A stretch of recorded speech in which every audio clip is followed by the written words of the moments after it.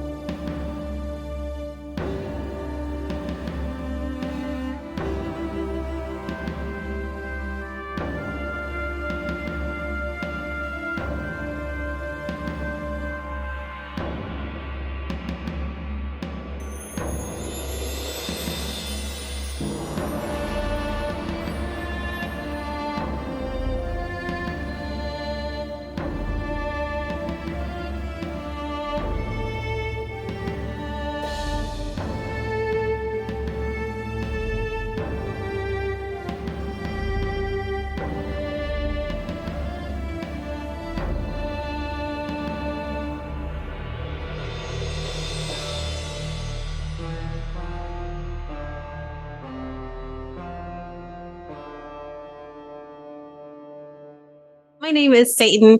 I go by she, they pronouns. And tonight I will be playing our wood elf rogue, Yuiza. She goes by she, her. Hey folks, I'm Zachary Vaudo. Any pronouns for me? I'm playing Arat Kshizhin, our blind Damphir wild oracle. Yeah, I'm Abby, and tonight I'll be playing our lovely cleric of Keening, Fisscourth the Hooling. And my mom picked up my pronouns, so we're both she, her. Hey everybody, I'm RJ. Today I'm playing Shen. He is a druid barbarian human, and I am just a human. We both go by he, him. And that just leaves me. Hey, everybody, if you don't know me already, I am Sara Roberts. I use any pronouns, and I'm going to be running this fun game for all these folks. Last week, you left the carnival, and you had a little chat on the way here, talking about what you wanted to do, what you need to talk about, and what you were hoping to get out of the mayor while you were here. Once you arrived, you were shown into the drawing room, and then into the dining room, where, lo and behold, you had a heckin' murder happen right in front of you. And we are picking up in the aftermath of that as you have all started exploring the mansion. Now, we have Yuiza and Arat on the second floor. And we have Fisscourth and Sulung. I believe you two are heading back to the drawing room? Yeah. Okay, great. All right, you have gone back into the drawing room. And when you get there, you see Mari and Ellison sitting together on one of the sofas. Arabelle is sitting near the fireplace, just kind of watching the fire die down. You see Hardwick and Thomas occupying themselves with a chess game by the window.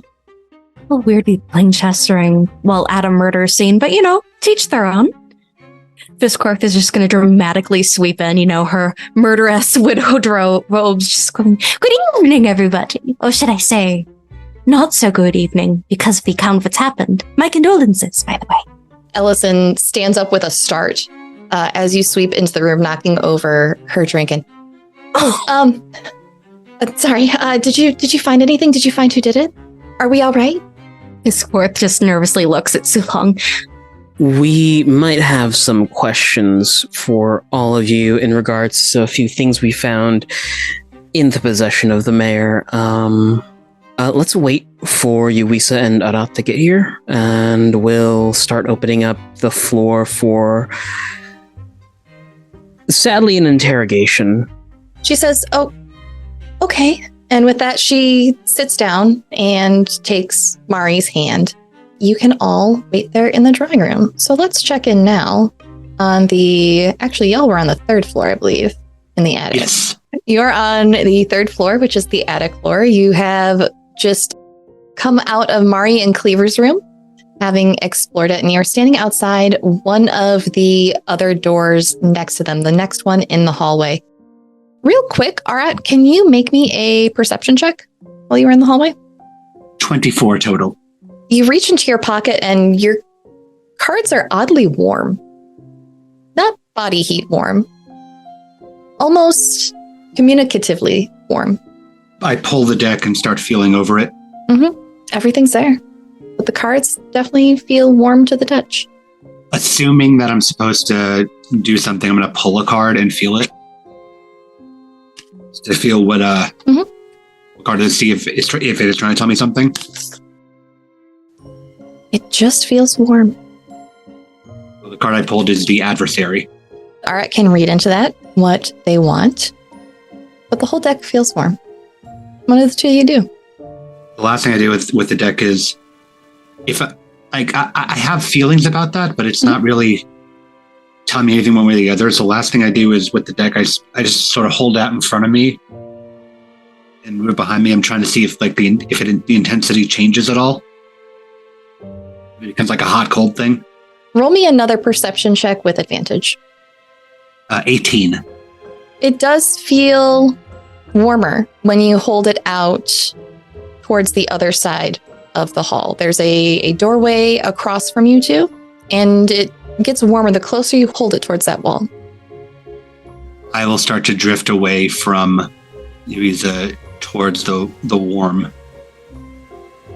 And Okay. Yuiza, it's very obvious what I'm doing too, because I've got like my cards out in front of me like a flashlight, and I'm just sort of like walking in that direction. What's happening? The deck is acting strange, and I'm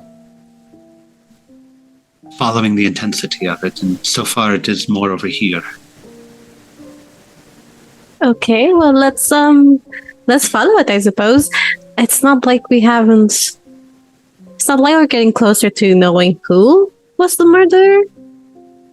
We have a million theories at the moment. Yeah, we found so much dirt on everyone, though. It's great. Great is the choice, yes. Great. Just gonna follow him. You walk into a storage room. It looks like there's rows of shelves here. There's boxes. Towards the back, you see some bags. There's what appears to be a folding screen. And when you look around the other side, there's a wash tub.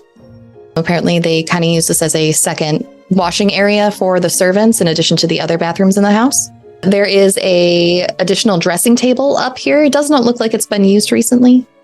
And there are bags stacked towards the back. I would like to look into these bags. Okay. As you do, you walk down that aisle and you hear something. Oh, hello. You're one of Arat's friends, right? Floating above one of the boxes, you see a feminine figure that seems to be made of smoke and dust and fire and air, holding a small mechanical weasel in what appear to be two small hands.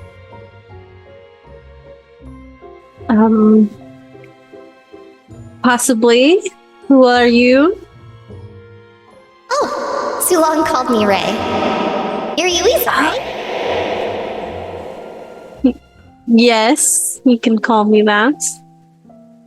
The figure floats down almost, you can't see any legs below the waist. It's like at the hips, the lower portion of the body just sort of trails off and dissipates away. But this creature comes down and circles around you in a rather curious motion. Are you why Arat was using his cards? Was he using them? I was calling him. Yeah, he was like holding them out like a lantern. We came in here. I didn't know that's how they would work. Where is he?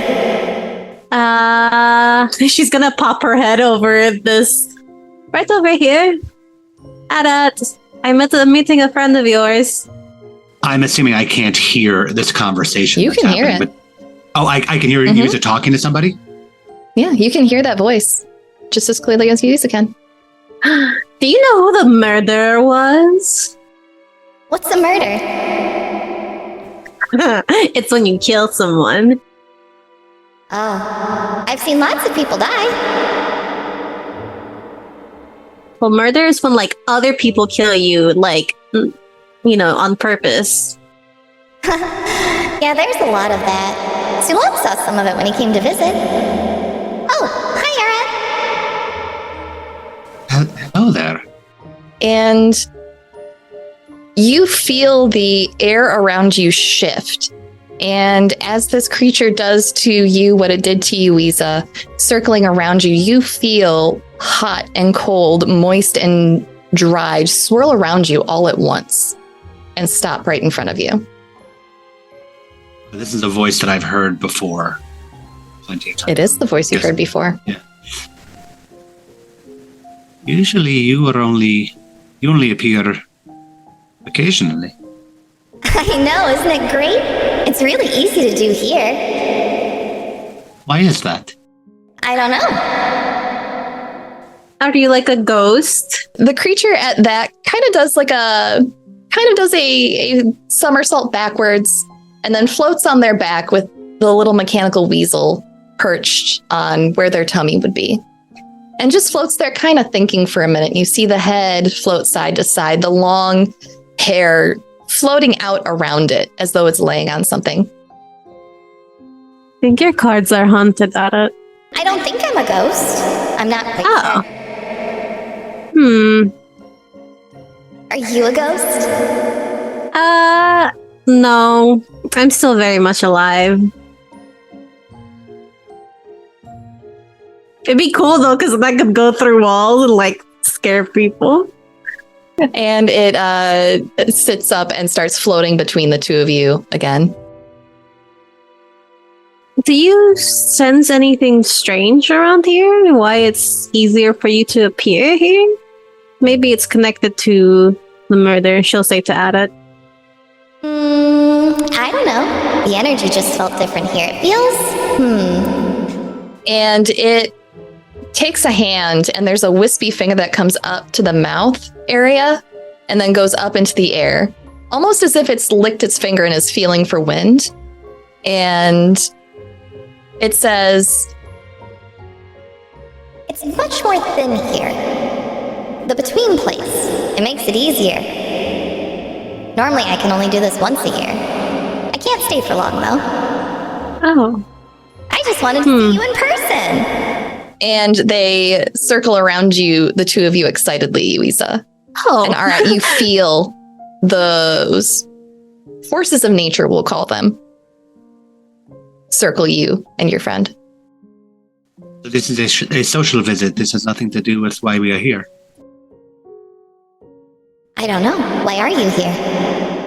Well, we were invited to dinner, and now we are looking for the cause of a murder downstairs. I sent... but, Dan, can I hear the mechanics of the weasel still active? Yeah, you can hear it. I sent that, I'll point at the weasel, out to find a missing item that turned out to be the murder weapon, but you have it instead.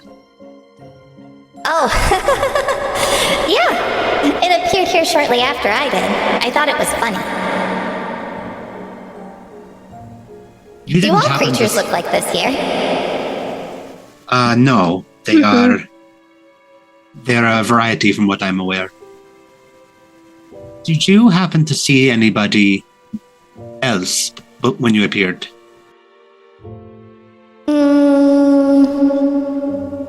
Yes. I saw a stern person. They were looking through a square. Looking through a square? Which square? This one over here.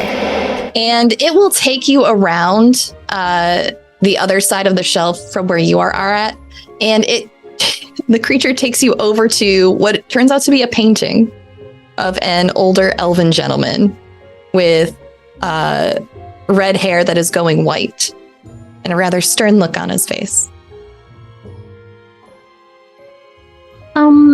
Do you know what this person looked like that was looking at it? It's right there. That's the person. They keep staring at me.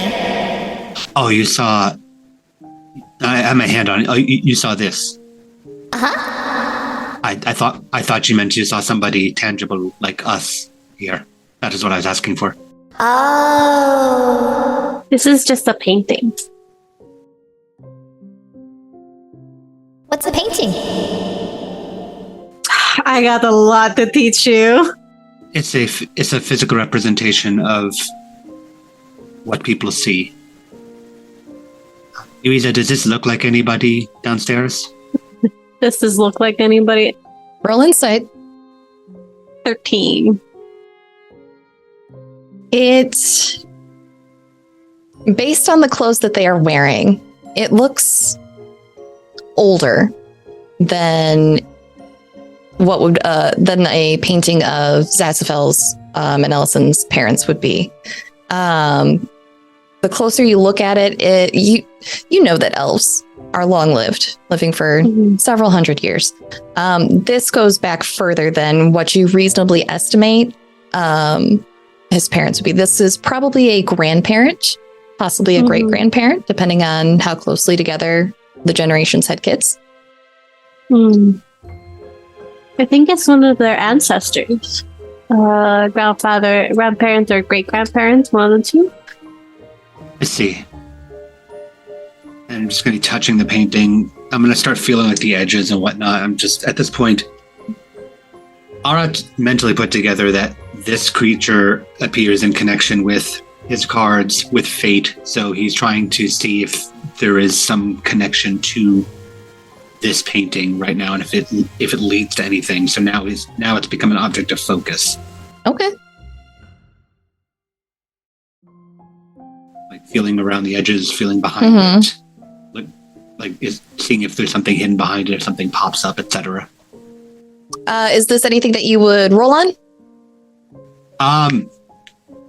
If something is hidden, then I guess it'd be like an investigation, but that depends on how well something's hidden. As you're feeling around, you don't feel anything particularly. It feels like a nice wood frame, probably gilded with gold leaf from the feel of it. Well maintained. There's no rips or tears in it. The back seems sturdy and supportive. Does it feel like anything has been written onto the back? No. Is it very heavy? We'll say kind of heavy in the way like a full pot of tea is going to be heavy. It's a wood framed painting. It's probably a 8x11, maybe a little bit bigger, plus the frame. Okay, then I'll lift it off the wall, but I'll let it just sort of like straight drop onto the floor in front of me. Yeah, it's just leaning against the wall. Yeah. Oh, okay. Yeah. Well, then I'll just tip it forward. What are you looking for? I don't know. Usually, I'm trying to see if this painting is important. If that's. Well, it's strange that it's here. Do you think it may have been one of the paintings that used to be in Sassafel's room? It could be. It would make more sense to be there than in a storage. It would, but there are no other paintings here, yes? Do you see any? Do I see any other paintings? There are some other items that are covered by sheets and put here for storage. She'll take the sheets off. Yeah, there's a couple other portraits, some smaller ones. It looks like this is just where things that weren't on display or being used have been stored. Yeah, there's a few, but I guess this is storage, I think. It looks like storage. You can see like Arat's brow just very furrowed behind the blindfold as he is mentally trying to reconcile this creature is here, which he hasn't spoken out loud, but this creature is here that he is connected with fate and his cards and what it has drawn him to, and he's trying to jam these puzzle pieces together. As you do that, you feel that element swirling feeling get very close to your face, and you see this creature, almost like it's on its elbows, just float directly in front of Arat. Don't distract him. He's thinking. I'm trying to draw connection between you appearing here and what we are looking for. Maybe you were looking for me and you didn't know it. I can't stay long, though. They're gonna start calling for me. Who's gonna start calling for you? Oh, the people in the other place? Sulong came to visit us. I'll have to talk to him about that. Where specifically did you appear? Over here. And it will take you, and it appeared right above the bathtub. I'm going to go over and investigate, which I'm not great at. I will. Oh, wait, I am. Yeah, I'll like feel around, but I'm not particularly good at an investigation either. 22. It's a bathtub. It's got small bath water in it. Someone didn't empty his. It's got old bath water. It's kind of murky, honestly. It does not smell great. It probably smells a little bit like smoke and campfire. This creature apparently just right in the bathtub is where it appeared. It smells like smoke and campfire. Point to Interesting. To her. I'm sorry. I'm very happy that you have arrived and are able to be here, but we are currently trying to find a murder and find clues in this house for what leads to the murder. Oh. I can go then. Would you like to help? I could. What can I do? I can do this. And the creature starts doing backward somersaults. That's pretty cool. I'm not going to lie. They're like flipping over in the air a lot. Are you able to go unnoticed? You say that, and the creature looks off to the side, almost as though it's listening to something. You can see the profile of a face. And it circles around the two of you and goes, They're trying to find me. Oh. I have to go. Something's coming, though. What's hope you're coming? prepared for it. Wait. What's coming? and as you say that, it's almost as though this creature is grabbed by the shoulders and pulled backwards until it is gone. She was just grabbed.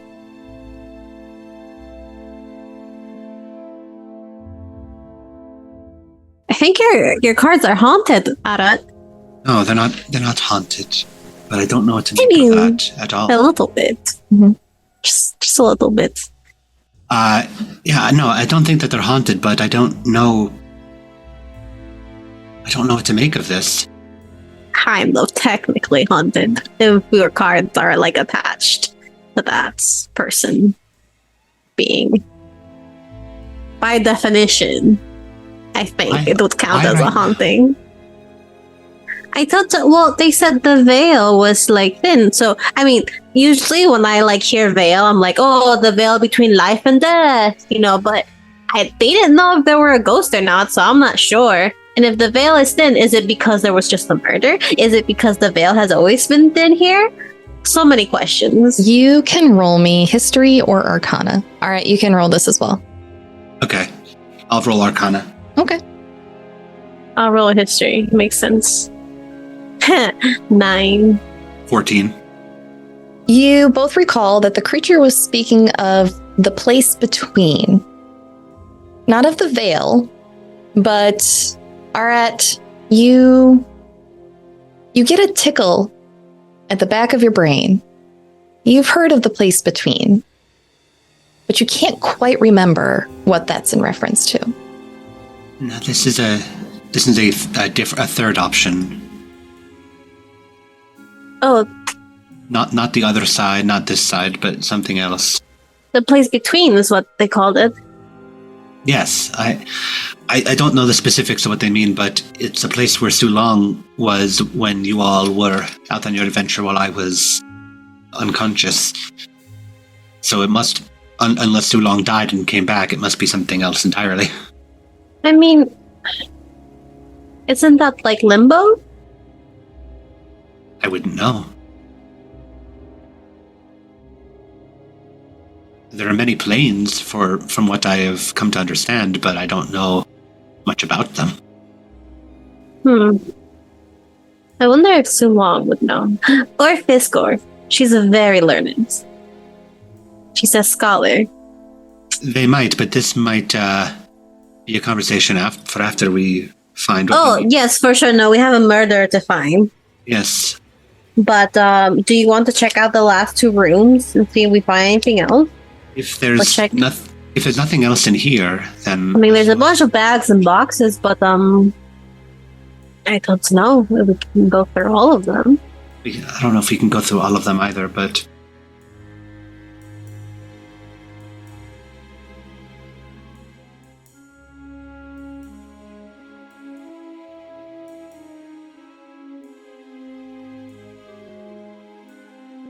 Well, let's search the smaller spaces first. So there was one more room, and I think there was another place next to the eating area. yes, there were that, and should make sure that we didn't miss anything on the way back down. Of course. Do you want to? I would suggest split up, but like with your hearing and my sight, I think they're a pretty good team. I agreed. I wouldn't want us to miss anything. That's true. Let's go into this last room over here. I'll just follow you, Yuiza. Still very much like stuck on whatever it was that just happened. I hope whatever's coming is not horrible, but they did say to be prepared, hopefully. Well, it's not the first time that they've said such a thing, so I just don't know what it is. Well, like, is it coming like now? Is it like in a few days, in a week later, eventually in life? Like, I have so many questions right now. They were non-specific the last time as well. I don't understand other creatures. I'm gonna investigate this room. Okay, go ahead and investigate the room. Give me that roll.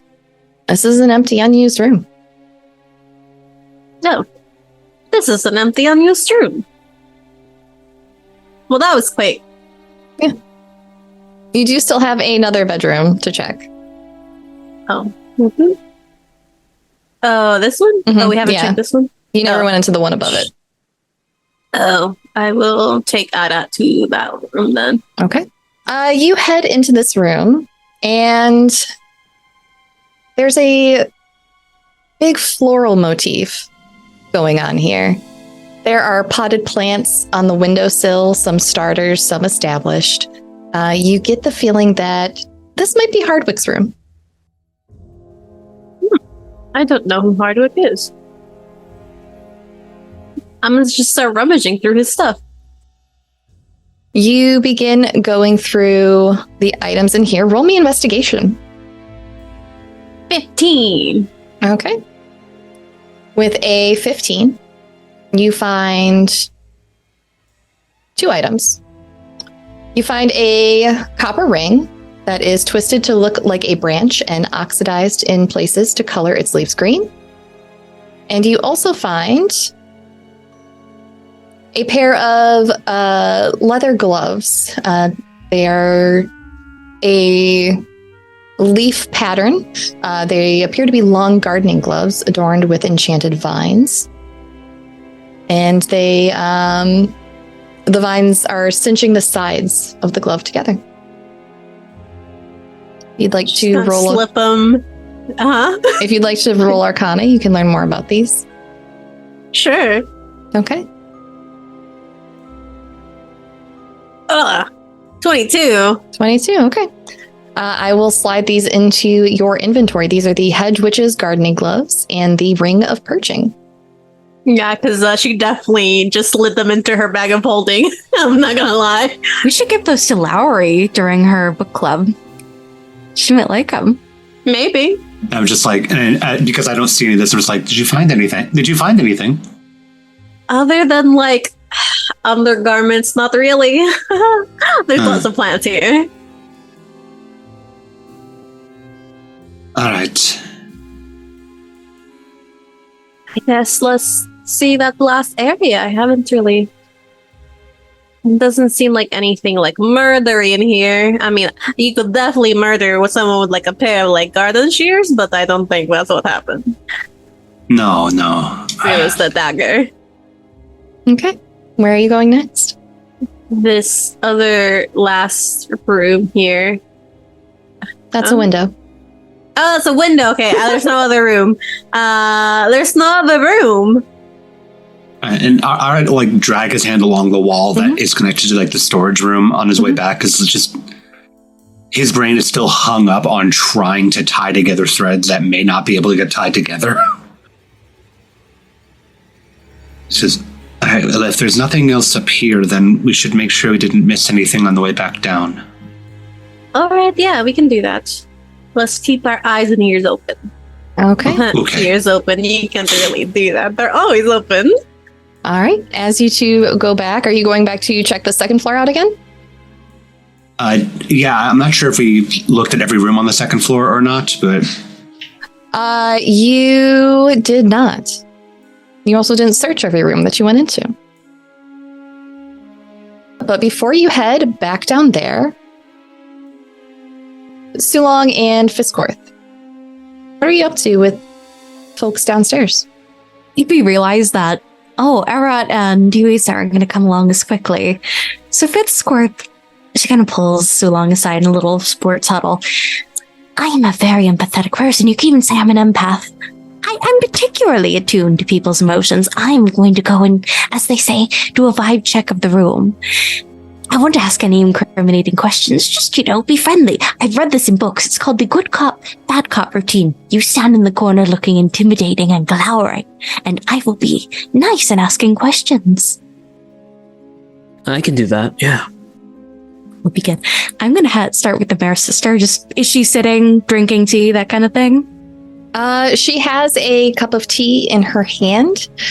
She is not drinking it, though. It seems to be... roll insight for me. Let's see if Fisscourth knows what these strange elven people do when they're feeling what do these upset. pointy-eared freaks do? I'm gonna use my odd duck dice, capybara dice for this. So let's see how this goes. Let's do it. Ooh, 14. And doing gay people math really quick. That is a 21. 21, perfect.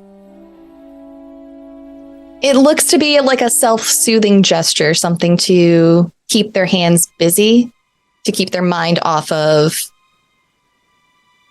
just having seen their brother dead. It's not suspicious, not yet at least, but I'll take a seat down with her, just very softly, very considerately.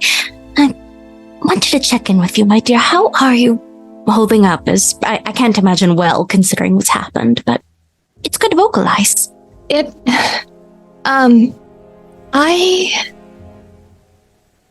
I feel like I should be hysterical or crying, but it feels like I can't. Does that make sense? Absolutely. As a cleric, I've seen a lot of death, more death than you could imagine, really. Sometimes grief can be a stunted response. I've seen people, no matter what they were doing, but grief can come in waves. And right now, you're probably in survival mode because who knows, maybe there's a boy in the walls or something like that, and he's murdered everyone. But in the walls? Oh no, it was just a terrifying story told to me by my good friend over there, who I might say looks very intimidating. Right. But I did want to ask you a few things. I think right now in the state that you are, perhaps you could help settle your conscience, as it were. Did your brother have anyone who was particularly upset with him? Do you know of that? I know he and he and Iggy don't get along very well. I think it's just it's a clash of personalities. Zaz tends to be really particular. Oh yeah, I very particular about the way things are done for the estate. And I don't know, they just always rubbed each other the wrong way. Other than that, no, I can't think of anyone. He just helped Hardwick with the garden, the community garden. I don't know if you've seen it. There was a nice ribbon cutting for it. Generous contribution to the community, and it will be felt, but just know that. And I reach out a little claw to her hand and take it in both my little finger nubs, hold her hand. You have all the support in the world. We are here to listen, and you are doing us a great service right now. Thank you. Please let me or my companion know if you need absolutely anything. I'm going to check in with the others, but rest assured the investigation is still underway. These wardens can give you our word. Thanks. I appreciate it. I really do. Least I can do. I kind of just trot over to Sulong. We need a mean cop, I think, more immediately. Okay. She was too nice, but I also don't think murderous. She didn't even drink her tea, and it did smell like almonds, like in any of the books that I've read. As Fisscourth has begun questioning people, have heads been turning towards us? Not really. Roll an insight check on the room. Meow. This, here, that, this. Yes. Go. +1 is a 18. 18. Everyone around the room, they notice that you're back. They're not trying to avoid your gaze. They don't appear to be acting out of the ordinary for people who just went through a really traumatic event, what was supposed to be a fun night. They're all just kind of trying to find ways to cope with the situation they found themselves in. When you look at Hardwick and Thomas, they're not even really paying attention to what they're doing. They're almost just going through the motions of playing a game. Arabelle still has a very shocked expression on her face. And Mari is appearing to be a comforting presence next to Ellison, holding her hand, rubbing her arm, asking if she needs anything. But you do notice, as you look around the room, that the chef is not in the room. I was about to say, where's Mom? Oh, none of them are acting like they don't take too long. Oh, yes? Where's the chef? The chef with the... Oh. Do you think it would be intrusive if I asked her daughter if she's seen her mother lately? I'll ask the gentleman playing chess. I'll ask the daughter. Split up and look for clues, as they say. Okay, who wants to go first? Sulong will approach the gentleman playing chess and clear his throat to get their attention. Okay. Yes. Can I help you? Is there something you need, sir? And Thomas sits up straight, full butler mode at the sound of your approach. And Hardwick looks over at you and nods his head as you approach. Thomas, a question for you. Yes, sir. In the time that my friends and I had left, and then Fisscourth and I came back, do you know where the chef went? Miss Cleaver. Well, she was here for a little bit. And, well, we all had some tea, and I believe she went to find another pot to start a second batch of tea. How long ago was that? Oh my goodness. Let me see. And Thomas pulls a pocket watch out of his coat, and 20 minutes ago? Right. I'm gonna need everyone to remain in this room then. And he will turn to call for Fisscourth, and we can swap over to her. Hello, ladies. I hope you don't mind me bothering you, but I couldn't help but notice this is purely a matter of safety. Murray, have you seen your mother lately? I do worry about her. She is older, yes? Oh, I mean, she's older, but not that old. Don't call her old to her face. She works hard, so she's gone great, but yes, she was here, and I think she went to go fix another pot of tea. Of course, I'm going to go fetch her quite quickly. Who all knows there might be a boy in the walls, none of us know. I just want to make sure that everyone here is safe. You just stay here and enjoy your tea and your various chess games. I will be back quickly. My partner is calling me. Like I said, chess games, nothing in the walls. Nothing in the walls, okay? She isn't in the room and hasn't been in a while as I come to Sulong. Right, I got the same notion from those two over there. I'm gonna go looking for her. If you can hold down.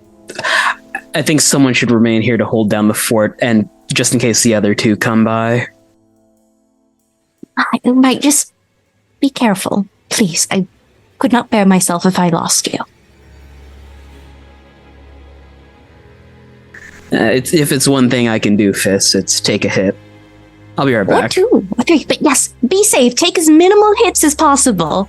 I guarantee 2 hits minimum. Of course, and I'm going to close the doors. So, let's talk about chess. I'm just going to keep everyone calm and get everyone engaged in a conversation. Okay. Yeah, you can begin talking about chess, Fisscourth. While you do that, we are going to head back up to the 2nd floor. Yuiza and Arat. Where are you heading? I just want to swing like room to room, like sort of like curving back and forth, and I just want to like do a look over, listen over with Yuiza to make sure we didn't miss things. Okay. At this point, because finding nothing but like open loose threads everywhere. It's like something's missing. There's one room we didn't check here. What's that? At the end, across from Safazel's. I cannot remember his name properly. Well, then we should start there and we'll check the rooms on the way back. All right. She's just skipping down the hall. You go to open the door at the end of the hallway, and you walk into a library. It's a small personal library. It's neat and orderly. A small sitting table. There are a few knickknacks and papers. There's a piano in one corner as well. And you see a cozy looking fireplace. This would be a good place to stash some things, I think. I like to imagine that every time you describe a room is Yuiza describing it to Arat. And there's a pretty cozy fireplace, if I do say so myself. Come on, partner, let's investigate. And so Arat will start like circling. He's just like feeling around like chairs and pianos. When at this point he's just like trying to see if he finds anything. Okay. Both of you roll me investigation. I did. It's a natural one. I got a 16. My hands are touching everything. All right.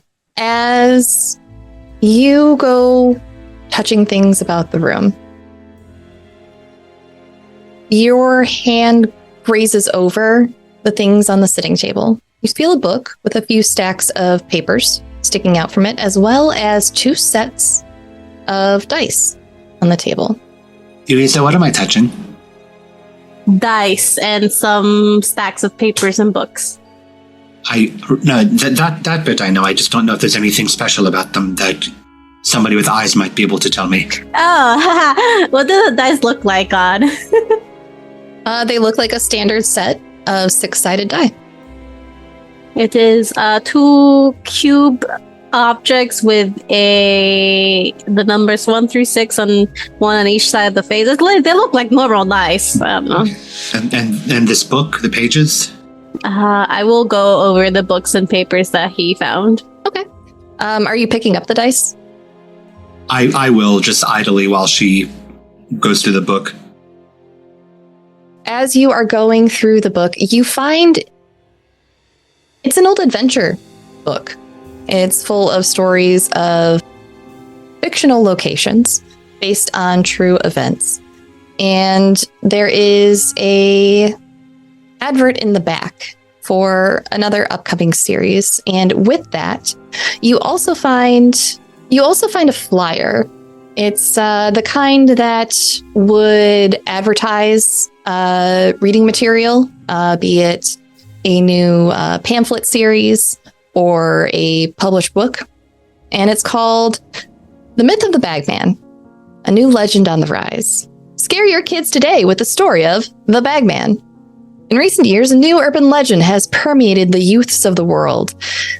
When sources were questioned about where they heard the story first, the answers were all similar in nature. They heard the tale from a friend whose uncle had a cousin that knew an adventurer whose party member's brother was taken by the creature, or some string of similar coincidences.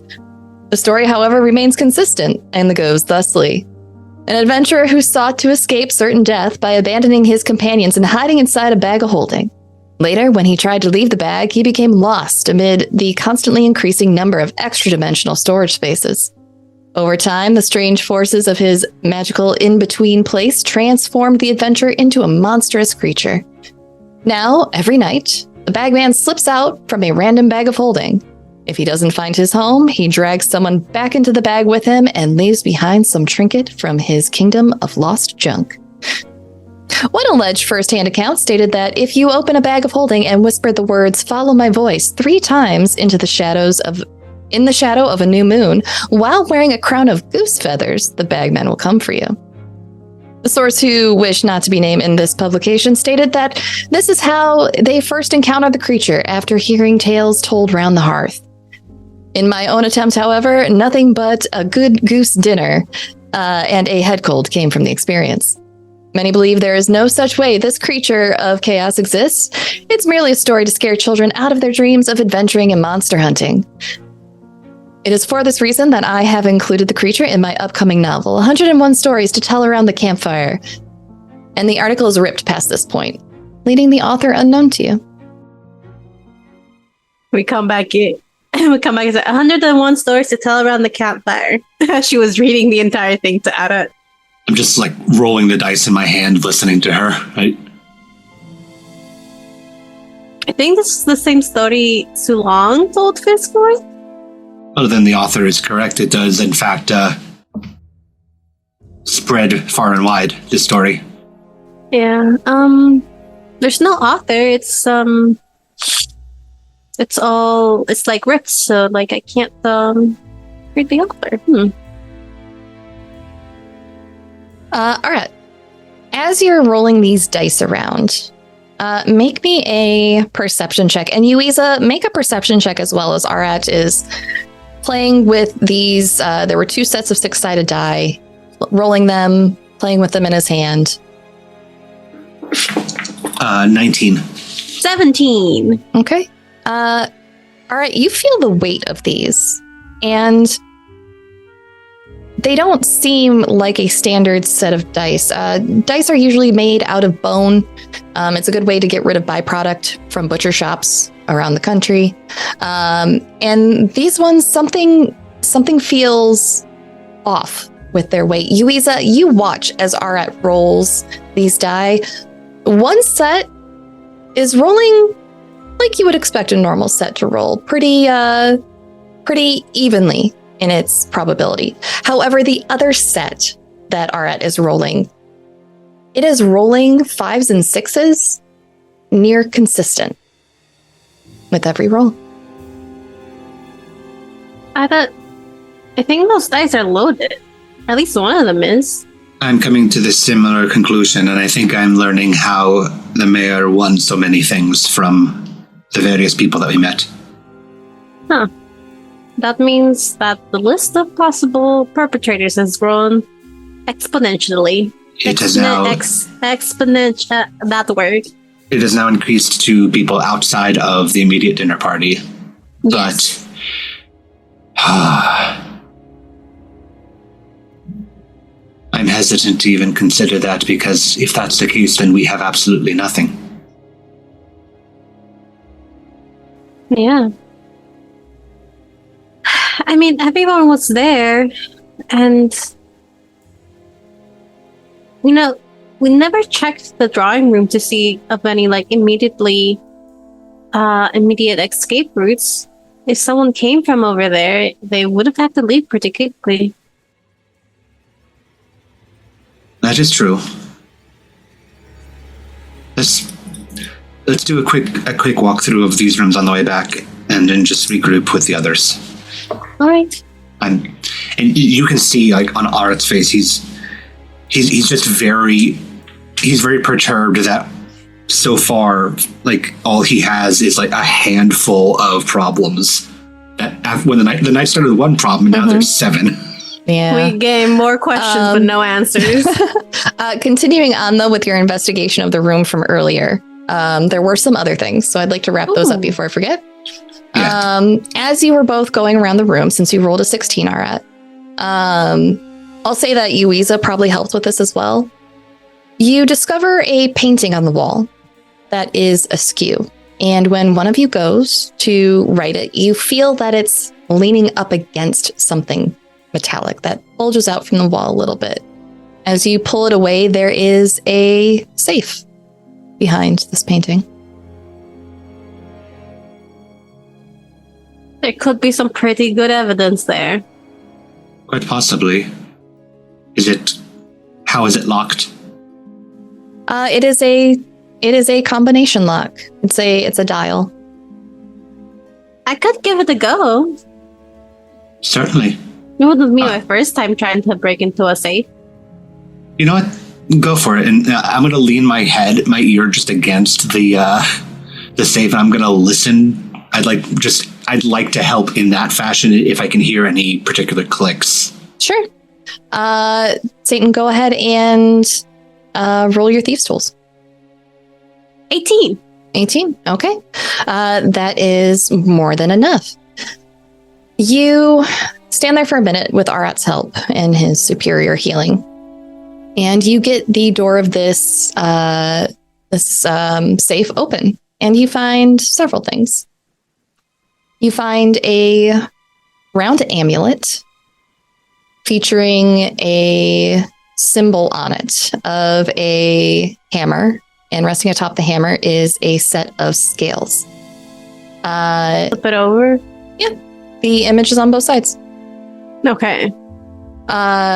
You also find a silver key with a set of scales stamped on them.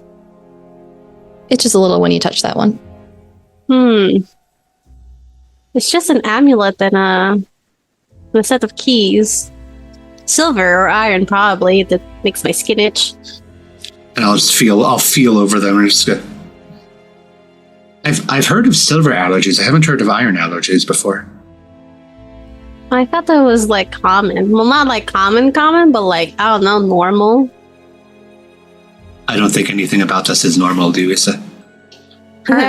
Roll the history check for me. History? Yep. 13. Yeah, it's just weird. You don't know why Yuiza feels this way.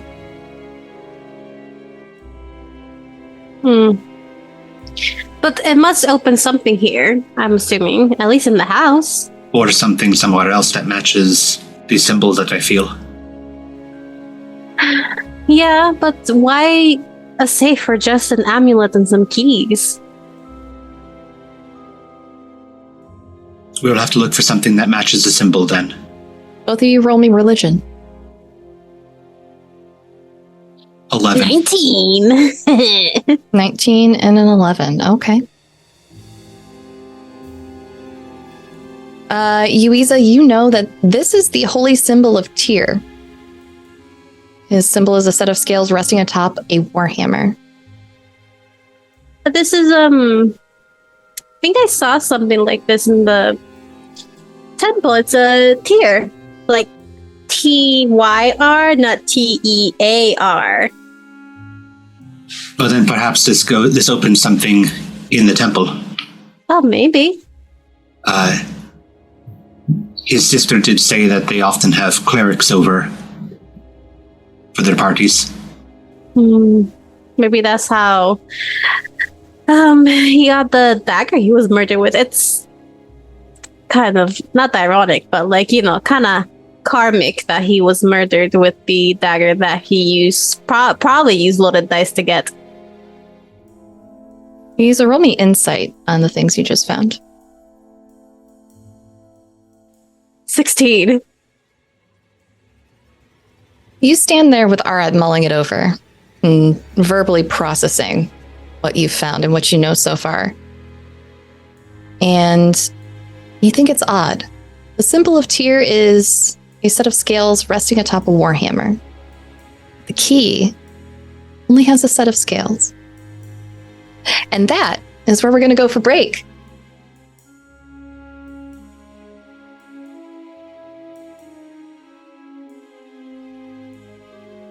Now, Sulong has gone off to look for the mayor, or to look for the chef, who said that they were going to make another pot of tea. And I think that is where we will pick up today. So, Sulong, where do you head first? To the kitchen! Okay. The kitchen is, it'll be towards the end of the hall. It's behind the dining room where you all were sitting just maybe an hour and a half previously now. Jesus. Boop, boop, boop, boop, boop. He will. We got our weapons back from the butler? You got some keys from the butler. Okay. He'll crack the door to the kitchen and peek in. You look in the kitchen, and there's no one in there.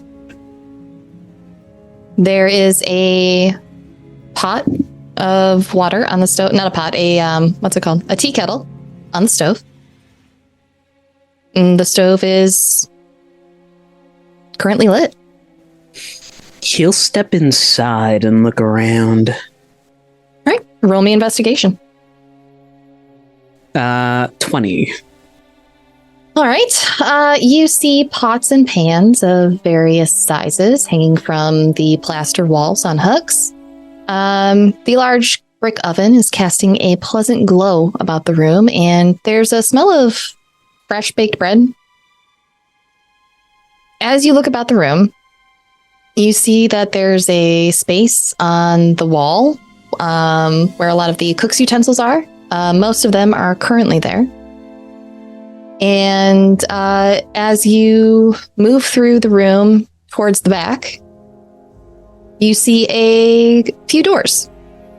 Closest to the door where you entered is a door leading to the servant stairs and the cellar.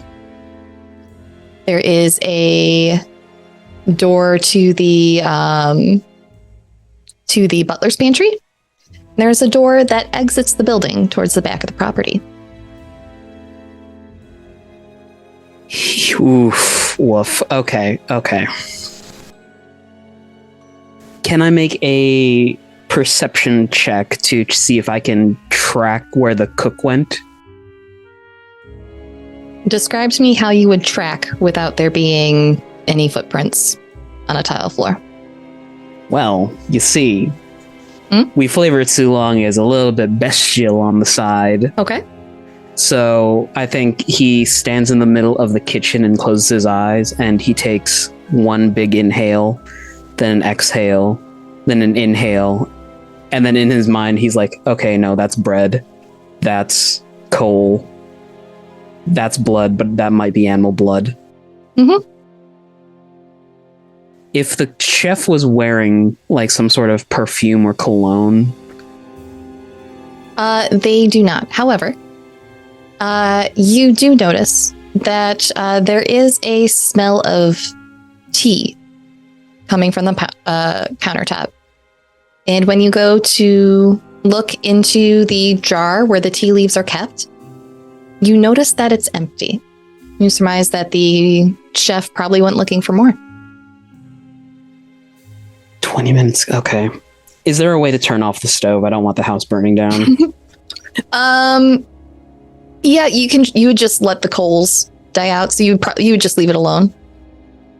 I'll move anything flammable away from the fire source. There's nothing flammable. It's fine. They know what they're doing. Mm-hmm. To the cellar, all by myself. You go down a set of stone steps and descend into the cellar. It's cool and dry down here. There's an earthy smell of stored wine and dirt floors that greet you.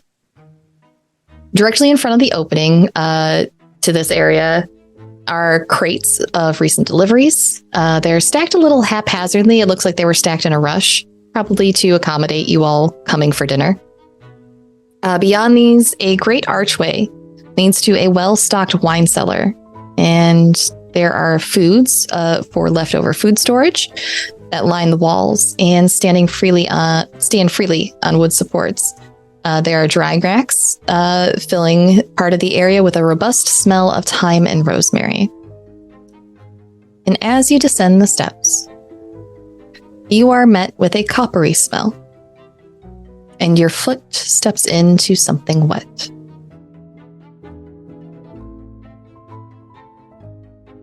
He looks down at probably blood. Leading from over where the dry goods are stored, you follow the trail of blood and you see Cleaver Firemantle facing slumped towards the shelves with the axe that you saw earlier embedded in their back.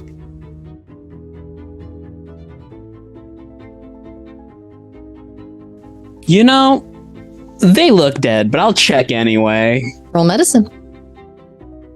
Oh, they did. Was the last thing they said to me hyphenated? Because 16. They are definitely deceased. Wow. There is a tin of tea leaves that has fallen open and is near the body as well. I am so sorry, but this situation is very dire, and I'm gonna need to protect myself and everyone here, so he'll reach down and just start prying the axe out of her. Okay. You get one great axe. Would you like to look into the axe any further? Yeah, I'll look it over. Is it Nismat's? It is. It fits the description perfectly. Would you like to roll me Arcana? Sure. I'm actually smart. Okay. It was almost a 20. 15. All right. This is a dragonkin great axe. The first of these weapons were forged by the dragons themselves as gifts for their estranged humanoid spawn. Generations later, the generation kin themselves continue the tradition, although only some will openly admit to knowing it.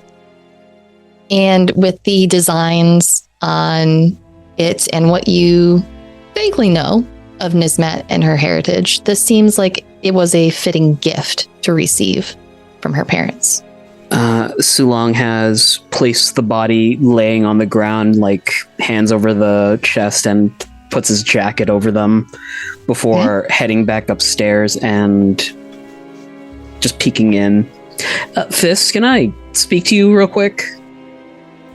Just peering up from a discussion. They're discussing chess strategies, like, I prefer the Dunmerian entrance, Oh, yes, but Sulong, why is your face so grim?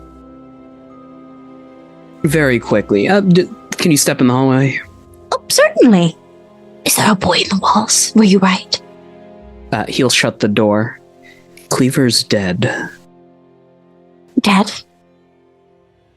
And he'll show, he has the axe in one hand and just shows her. It was in her back when I found it. Oh my God. Gods be good. have no idea how I'm going to break this to Mari, or even if we should. I can account for everyone in there, but the last person we saw with that axe was the butler. You don't think? He did say that he didn't know where the axe had gone after dinner. Which means there's someone else in this house with us, someone we did not account for. Because unless our friends in there are very convincing doppelgangers, then I don't believe anyone in there was guilty of that particular murder. And I have no reason to think they aren't tied to the mayor's murder as well. This reminds me of a horror story. Sulong, please. I can only take so much. My heart is... I'm a flying creature, but yet I'm hollow hearts. Out in the desolate tundra, a research team finds a strange craft. Bringing it back to base, a frozen creature is thawed and it begins to assimilate everyone inside of the research facility. But the kicker is that it can transform into anyone that it had eaten. I don't like this story so long. Not at all. It could be anybody. I don't like to think that it could be anybody. It could be me. I don't know. If you were, I would. If you weren't, I would rip your throat out with an instant. But you are my Sulong, and I know that because the real Sulong would tell me a scary story. Honestly, I think that we've made a mistake by not establishing some form of code word. Yeah, no, we should. I think a good code word might be serendipity. Like how we all met. It was a moment of serendipity. Oh, okay. Okay. That it was. Speaking of serendipity, Yuiza and Arat, what are you two up to? There's no hammer on the keys. There's only scales. Then perhaps the key goes to something that has a hammer on it. I'm trying to think if there's another god with scales in their symbol. I'm just trying to think if there was a thing that we've looked for that has a hammer on it but no scales. On one. It's almost a 19. Well, this is the only one you know of. I don't know any other god that has just scales. Maybe there's a hammer. Do we place it on a hammer? Any hammer?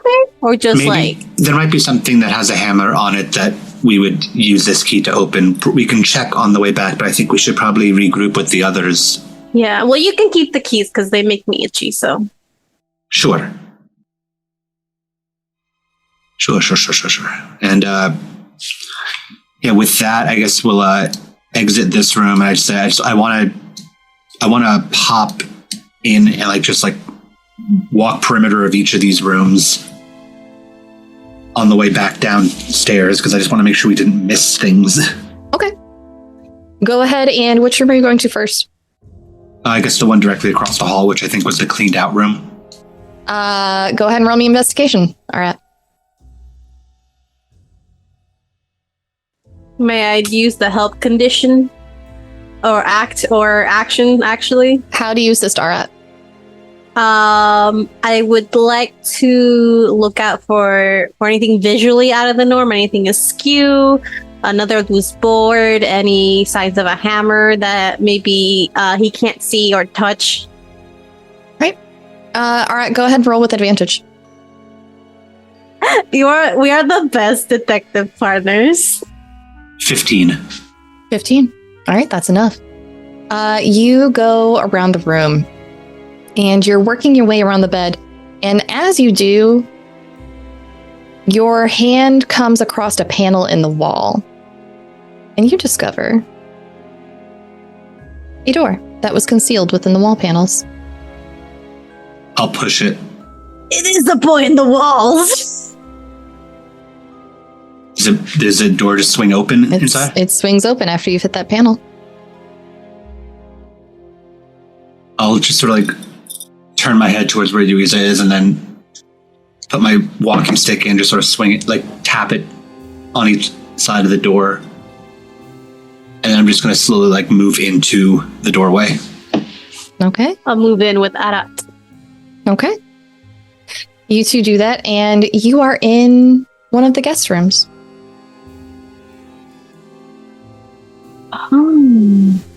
Oh. This is the one that appeared to have been unused. Let's So see. So Open this door. adjoining compartment. But then this, okay, so like these two share a bathroom. No, they both have a bathroom. Zaspil has his own bathroom. No, the other. Oh, the two, other I one, mean. yes. Yeah. So what if, and this was, we said, That's a guest room. was that, did we determine Arabelle was staying in this one? You haven't asked her Not yet. where her Okay. accommodations are when she stays here. If she even does. All the rooms are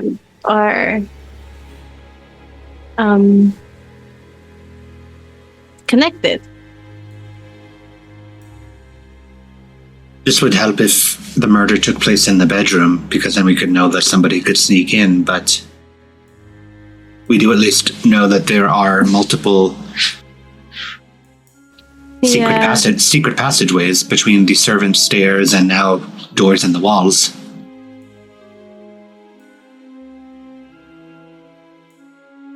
As you're investigating that bedroom, one of you roll me investigation. Just one. All right. Oh, that's a nat 20. Nat 20. Alrighty. As you're walking through the room, Arat, your foot slips and you feel another loose floorboard. Tap it again with my cane. Definitely loose. Reach and pry it up. You are so good at finding loose floorboards, my dude. I'm good at blindly stepping on things. I get it, because you're blind. You reach down and pull the board away. It comes away easily. And under this loose floorboard, you find 13 gold pieces, 15 silver pieces, 30 copper pieces, and something that has been knit. And it feels rather bulbous in your hand. You will have to roll again to figure out what this is, unless you show it to Yuiza. Which I'm going to do. I'll just pull it up. What is this? That is. What do I see? You see a small knitted frog wearing a crown. It's a knitted frog with a little crown.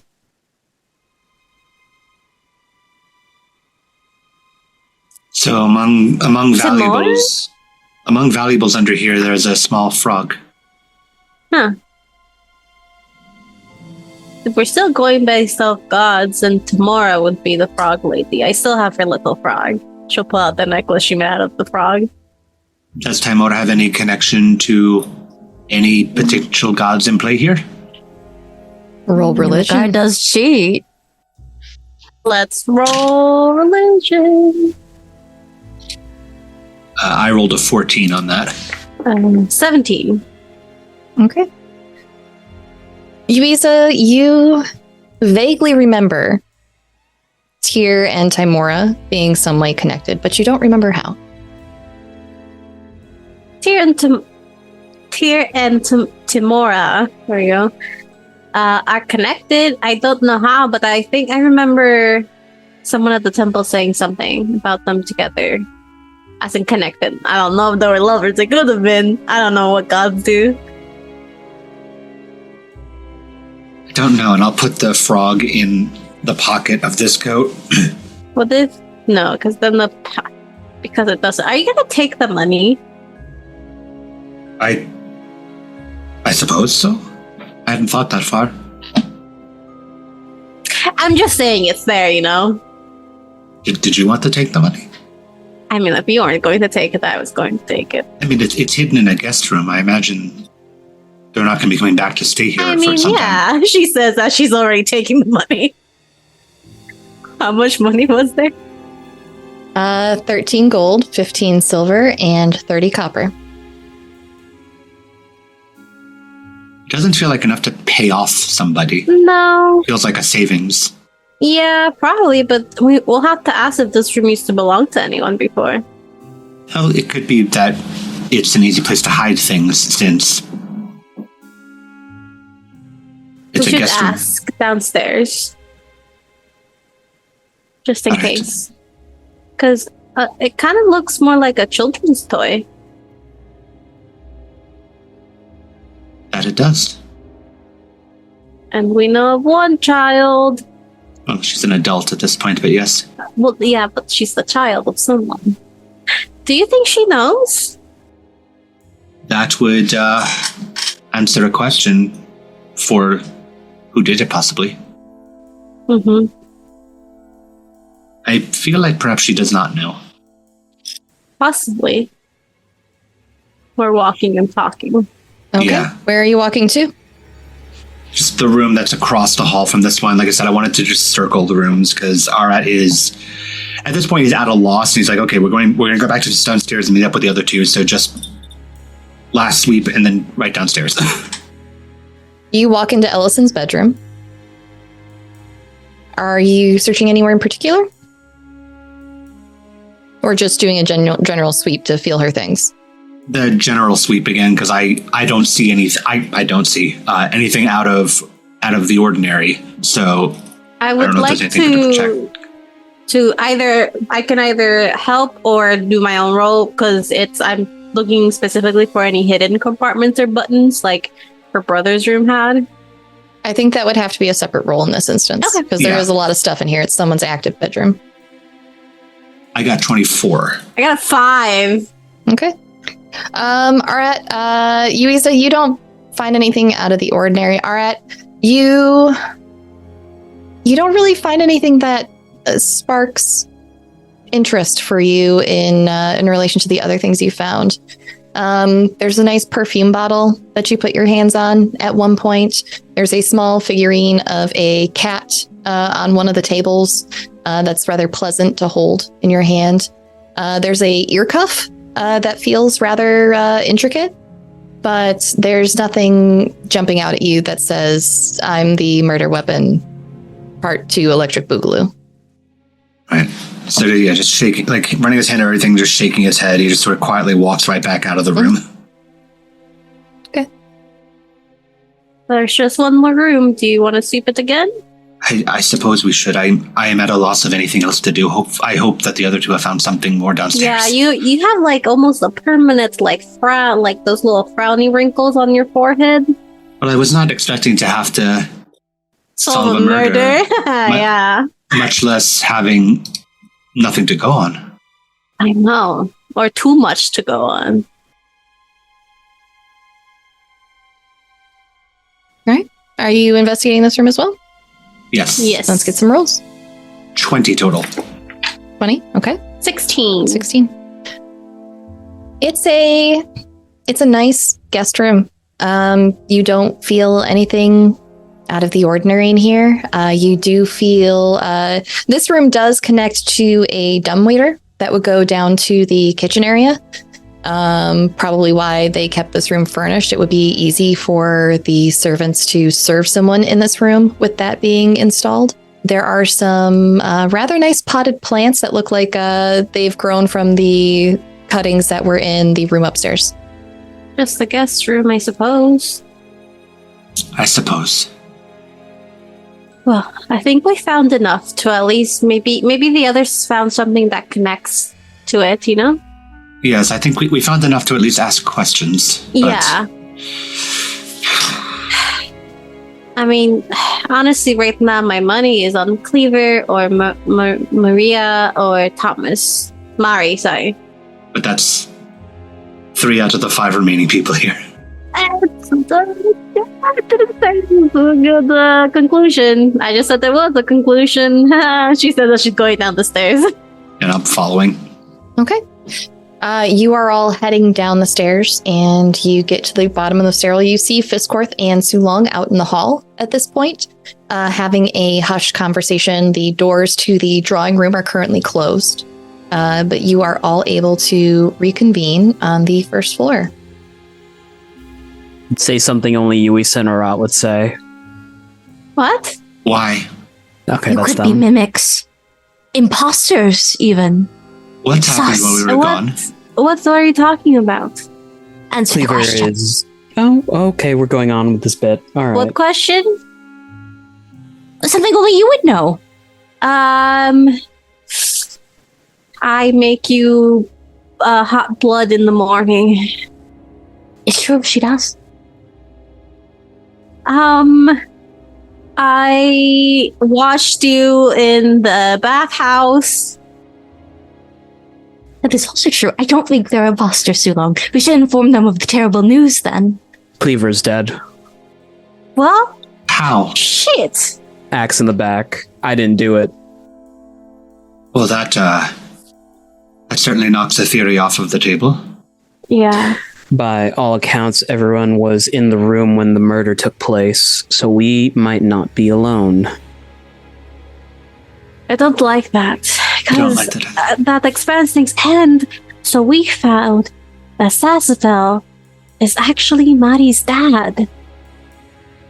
Via Cleaver. Really? And Cleaver wanted Sasafel to recognize Mari, but he would not. And he tried to pay Cleaver off. And yet they're both dead now. They are both dead now. We found out that Thomas isn't exactly who he says he is. Apparently, he has some prior bounty on himself. He was blackmailed in a letter. By who? Unknown. Okay. I think we might be able to find out if it pertains to this crime if we imply that he's stolen the axe, or maybe that we know. Might just be enough to get him to confess. It was also like the murders have been done with things he's taken from gambling games supposedly, and we found out he has loaded dice. Yes, which is quite possibly how he won so many of these things. But no, you were right. You're correct, Yuiza. The axe was a murder weapon for Cleaver. The dagger was a murder weapon for Zaphasel. Yeah, no, that is a pattern. And I think Thomas was in the room with us, but who's to say he didn't spring a trap that would eject the knife into Sasafel's body. That's true. That'd have to be thought out in advance, and We have to investigate the drawing room. The drawing room that they're in? You still have 3 rooms that you haven't investigated down here. The library, the drawing room, and the dining room. The dining room is the one that we were already in, and then the drawing room is the one that all the people are in. Yep. You only looked Okay. at Zatzafel's body. Okay. Right, so we should check the final 2 rooms and then figure out how to proceed with this. Is this a room? Have we been to this room? That is the library. No one has been in there. As far as you know. DM, I want to call over the remaining. I guess I've got all the mechanicals now because they haven't. Yeah, they were all just posted up, and I want to just sort of post them around the drawing room. Okay. And the same thing of like if somebody if somebody slips out to alert Okay. or slips in, same thing. Sounds good. Sulong will crack the door open and poke his head in just to tell everyone there. If you could, please close the drawing room off from the dining room and no one leave here under And any circumstances. at that, Arabelle turns and comes to the door to talk to you. It's what's going on? Cleaver was murdered. Oh no. Are you sure they're dead? I mean, maybe they were just really injured. He God. gives her that look like, I know you're trying to be optimistic, but How are we gonna tell Mari? She's a sweet kid. we will bridge that river when we get to it. Okay. Arabelle, you need to keep everyone here. Do you have any magics that could protect you and the group? I do at the shop. I didn't think I'd need anything here. Okay. He'll turn to Yuiza and motion. Could I have my fan back? I have your fan. Yeah, I slipped it into your bag when our weapons were confiscated. Lala, you gotta tell me these things. Just go in and give it to you. Oh, can I have the key to our weapons just in case? Because things are getting very dangerous. I thought you had We have all the keys. Yeah. I'll hold up the keys. Oh, Yeah, you have all of the keys to the house. You I'll have take it. Thomas's butler ring. I'll take it and open the cabinet where our weapons are stored and start just handing them out to people. As you go to do that, the cabinet's empty. No. Thomas. I just bought those!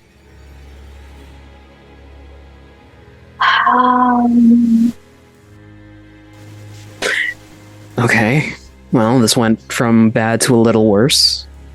Please do not, I'll say like to Arabelle and to Son, please do not tell anybody in there what Sulong just told you.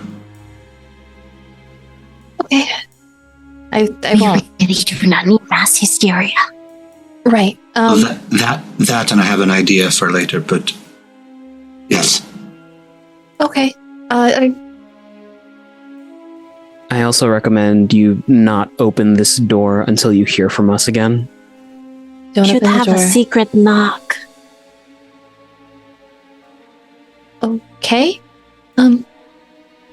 Okay, we'll do 2 taps, then wait 2 seconds and do a 3rd tap. 2 taps. Wait 2 seconds. 3rd tap. Okay. Okay. And I know it's not much, but it'll do to stun someone and give you some time to try and run away. And he'll hand her his fighting fan. Okay. If it's Does she humanoid, want to hurt herself more than... if you keep it closed and the creature coming at you is humanoid, aim for the chin. Okay. Aim for the chin. I can do that. I can definitely try to do that. Can I do an insight check on her? Yeah. I don't have a good insight, but... And then she turns and hits Sulong and smites him. God, that was almost a 19. 11. Arabelle seems just as worried as you all are.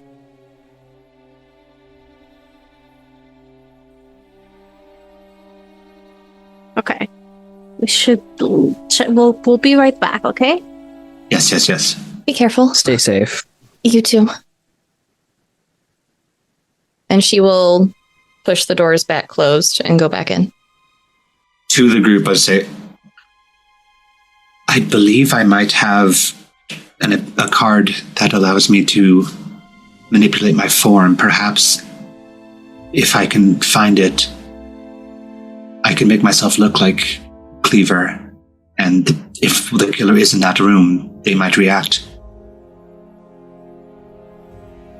No, but it'd be a cruel trick to play on Mari. It would be, but it would also tell us if the killer is in the room. I don't believe the killer is in that room. I was there when Sulong found her.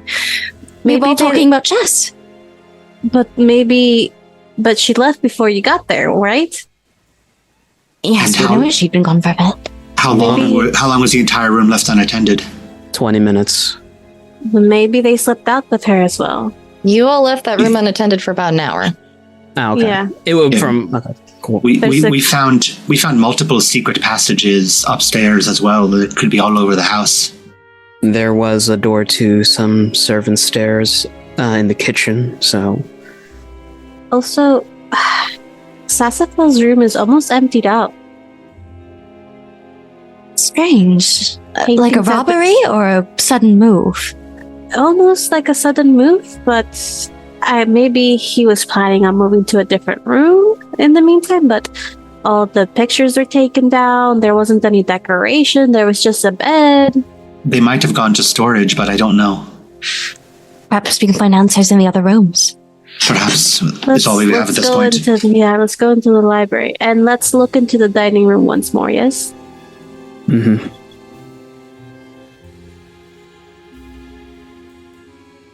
Okay. You're going into the library? Okay. Yuiza, this library is rather similar to the one that you saw upstairs. It's comfortably furnished. There seems to be more of a this is where we take people who aren't family kind of vibe, though. It feels a slightly more formal. Everything is in its proper place. Nothing is left out. There is a small dice tray sitting on the table, surrounded by 4 chairs. And there are 2 couches that are near a small wood-burning stove. I will relay this information to Arat. Maybe those dice are loaded too. I'll just go over and tap them. Okay. Roll perception. Is that really? Another nat 20. Nat 20? For 25. These ones seem normal. Okay. No, these are fine. So glad that was my nat 20. Okay, everyone take a corner of the room. We'll split it into quadrants and we will investigate. Divide and conquer. Exactly. Oh, Fisscourth, I will have to ask you some questions later since you are a scholar. Yes, certainly. I have religious questions for you. We found quite a bit. Yes. Are you questioning your faith? Don't you have to have a faith to question it? Very good point. Are you having a crisis of faith, I should say? No. Oh, we found this Artifacts. amulet. Yes, we found this amulet of Tyr, and we also found keys that had the scales of Tyr symbol but no hammer. Which, if you happen to see something that has just a hammer on it in here, do let me know. Of course, of course. I have to say, a bit strange, a little bit of religious interpretation on my part, but the hammer without the scales, it would imply the more violent side of justice. Executioner without the jury and judge. It would, yes.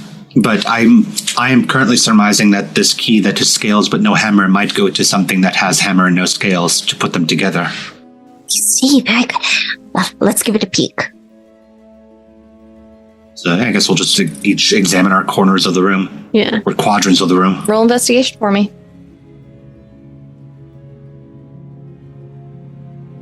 15. 15, okay. 14. 14. Nat 20. Net 20. Hey. Okay. Yeah. For a 19. Sulong got a 16. Okay. Okay. Fisscourth. Let's start with you. You are going through things and you notice there's a wastebasket that seems to have been forgotten. And within the basket, you find a crumpled up and seemingly forgotten letter with no return address or recipient written on it. Interesting. I'm going to uncrumple it and stick my little Okay. nose right in. You read, "Why keep your father's oath? With us, you could have everything your heart desires. She will reward you greatly for your cooperation and discretion. Deny us what is rightfully ours, and the town will learn of all your failings. Would it be a shame if that delightful little shop was caught in the middle of this? What do you think happens when magical items catch fire? You have 1 week." Oh, no.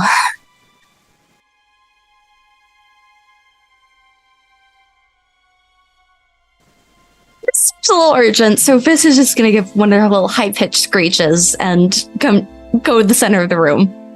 Everyone, she just presents the letter without words. She's clearly very nervous. Is there a date? Do we know that it's been a week since this letter? No return address, nothing. Yep, there's nothing there.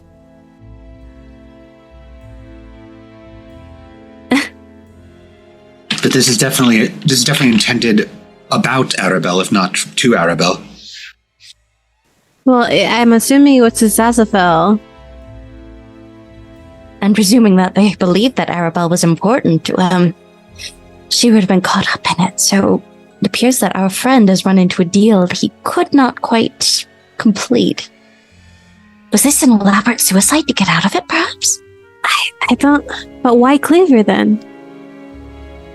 I remember exactly. Also, something about an oath. Father's oath. Maybe His they sister had did an oath to mention- Tyr? His sister did mention that they had been previous landowners and they had claimed the land before that, so perhaps has something to do with that. There's quite a few religious connected artifacts in this household that he has gotten his hands on. And, question. Remember the coin that we found from the marriage that had... Did it have the Tyr symbol on one side? No, the coin is, it was Bathsheba and Timora that you found on the coin. That's right. I just for a moment thought maybe it had to do with that new supposed cult that we're finding. It very well could be if there's so many religious artifacts here. Not to mention the temple is relatively new. If I recall, they were building it when we were here. Top of all this as well, did any of you find anything else in the room, or did I disrupt you? DM, did we find anything? Y'all did. Arat. You find near one of the tables, there's a book with a letter wedged into it as well. And it almost looks like it was being used as a bookmark. It's a copy of a letter that was sent to a local property owner, inquiring if the sender, which is Zasfel according to the documentation on the letter, can anonymously front some of the money for an interested party to purchase a location. Which I'll present to the group, but I'll hold off until you've said everybody else's stuff. Mm-hmm. Okay.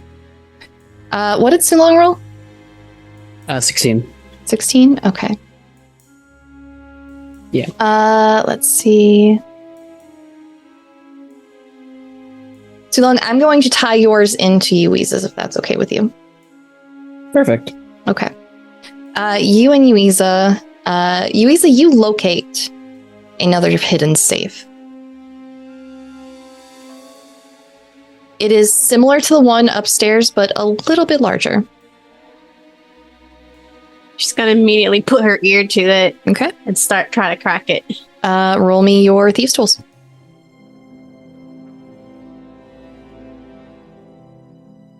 20! Not natural, but 20. Okay. That is plenty.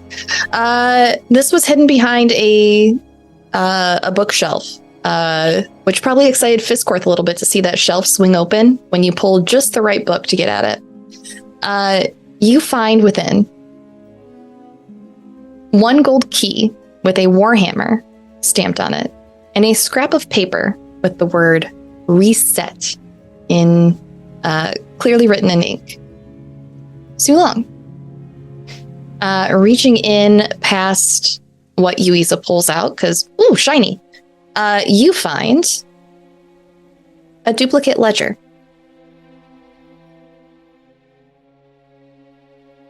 Sulong's gonna flip through it. Okay. You find notations that are not coded, and in the back of it, you find the code for the other ledger. It appears the other one was what he was passing off to whoever he does his banking with or business with as the legitimate one for the estate. This one tells a different story. You find sales receipts listing paintings, art pieces, bed curtains, and other fine items. You see payments to the Pink Dragon Tavern, which get increasingly larger over time. There's the note for a payment made to Hardwick, and it is noted that it is both for Hardwick's discretion and the community garden that he would like to build. You also see that there was a payment for 2,000 gold that was paid to Cleaver for their discretion and expenses. And on that same page, there is another letter. Let me slide on over to that tab. This letter you find Sulong as you carefully unfold it is crisp and new. And it's addressed to Cleaver, written by Sassafel. And there's a note off to the side reminding him that he was going to deliver it in 2 days once arrangements were complete. The letter is explaining the money sent to her, and it details that acknowledging his daughter's birth is a means of protection for her own sake, though he cannot divulge further detail. It further refers to an unnamed outside influence arriving in town, and informs Cleaver that she and Mari should leave the estate for good. A home in Silfskarmi has been purchased for Cleaver and Mari, and it's in Cleaver's name, and he has arranged for them to leave immediately. Guess we just convey all of this information to each other in the middle there. And the key. The key would go with this key. Does the hammer to the scales. There's a lot here. Why is he so worried about hurting his lover and their child? Well, they aren't together anymore right now. For their own protection. Perhaps by this group that was threatening him with destroying Arabelle's shop. And airing his dirty laundry. And you mentioned also an anonymous letter threatening to expose Thomas and his crimes. And what did Hardwick know? Something about, the payment here was made for Hardwick's discretion. Given that our dear mayor is dead now, we might need all the information we can get. Should probably have to interrogate them. Might. Present them with the letters and ask immediately.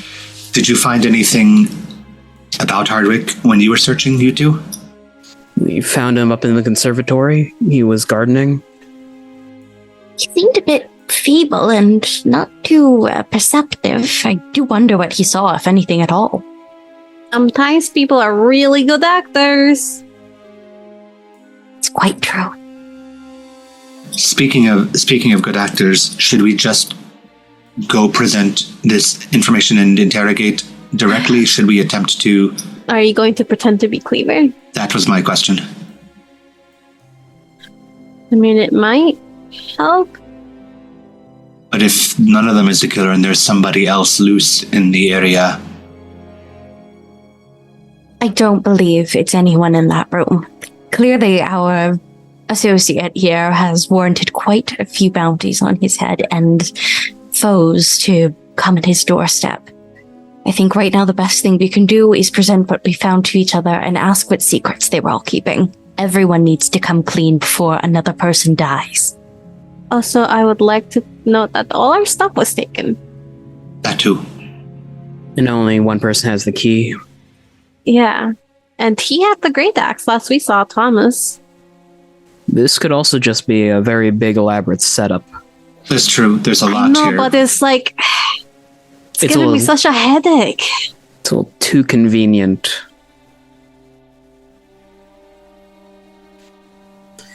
GM.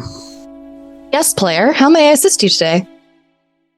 GM, I would like to search the database for... for stinky murderers? You bet. RJ Brain is looking at this and thinking, when did Euphoria in the cloth shop pop up? That was literally like our third day in town. Euphoria after the what's it called? The temple. So that would have been a couple days. That would be about 2 weeks ago. Okay. I don't know. Maybe the clothing shop might be a red herring, but it's in all the ledgers. The clothing shop? If we are thinking about outside influences. I mean, he was also making money, sending money to the Pink Dragon. I mean, could say that it was, gambling money, but... Tell you what. We'll go ask questions one at a time. Let me know who I can hands on and see if I can discern any reactions. But let's ask probing questions to learn what we can. Okay, but I will be honest, I am not great at subtlety. My main weapon's an axe, so... Well, Fisscourth, I'll have to defer to you then. I'm very good with people's emotions and feelings. Sulong turns to Yuiza. Does that make us the bad cops? I mean, maybe. I could be mean if you want me to. I could be mean if you want me to, but it'll cost you. How about the hug? We'll talk about it. Okay. Right, let's go back. Perhaps his sister knows some information about all of this. She seems to be much more of the record-keeping type.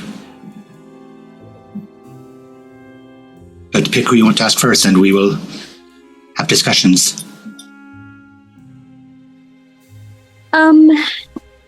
Yes, okay.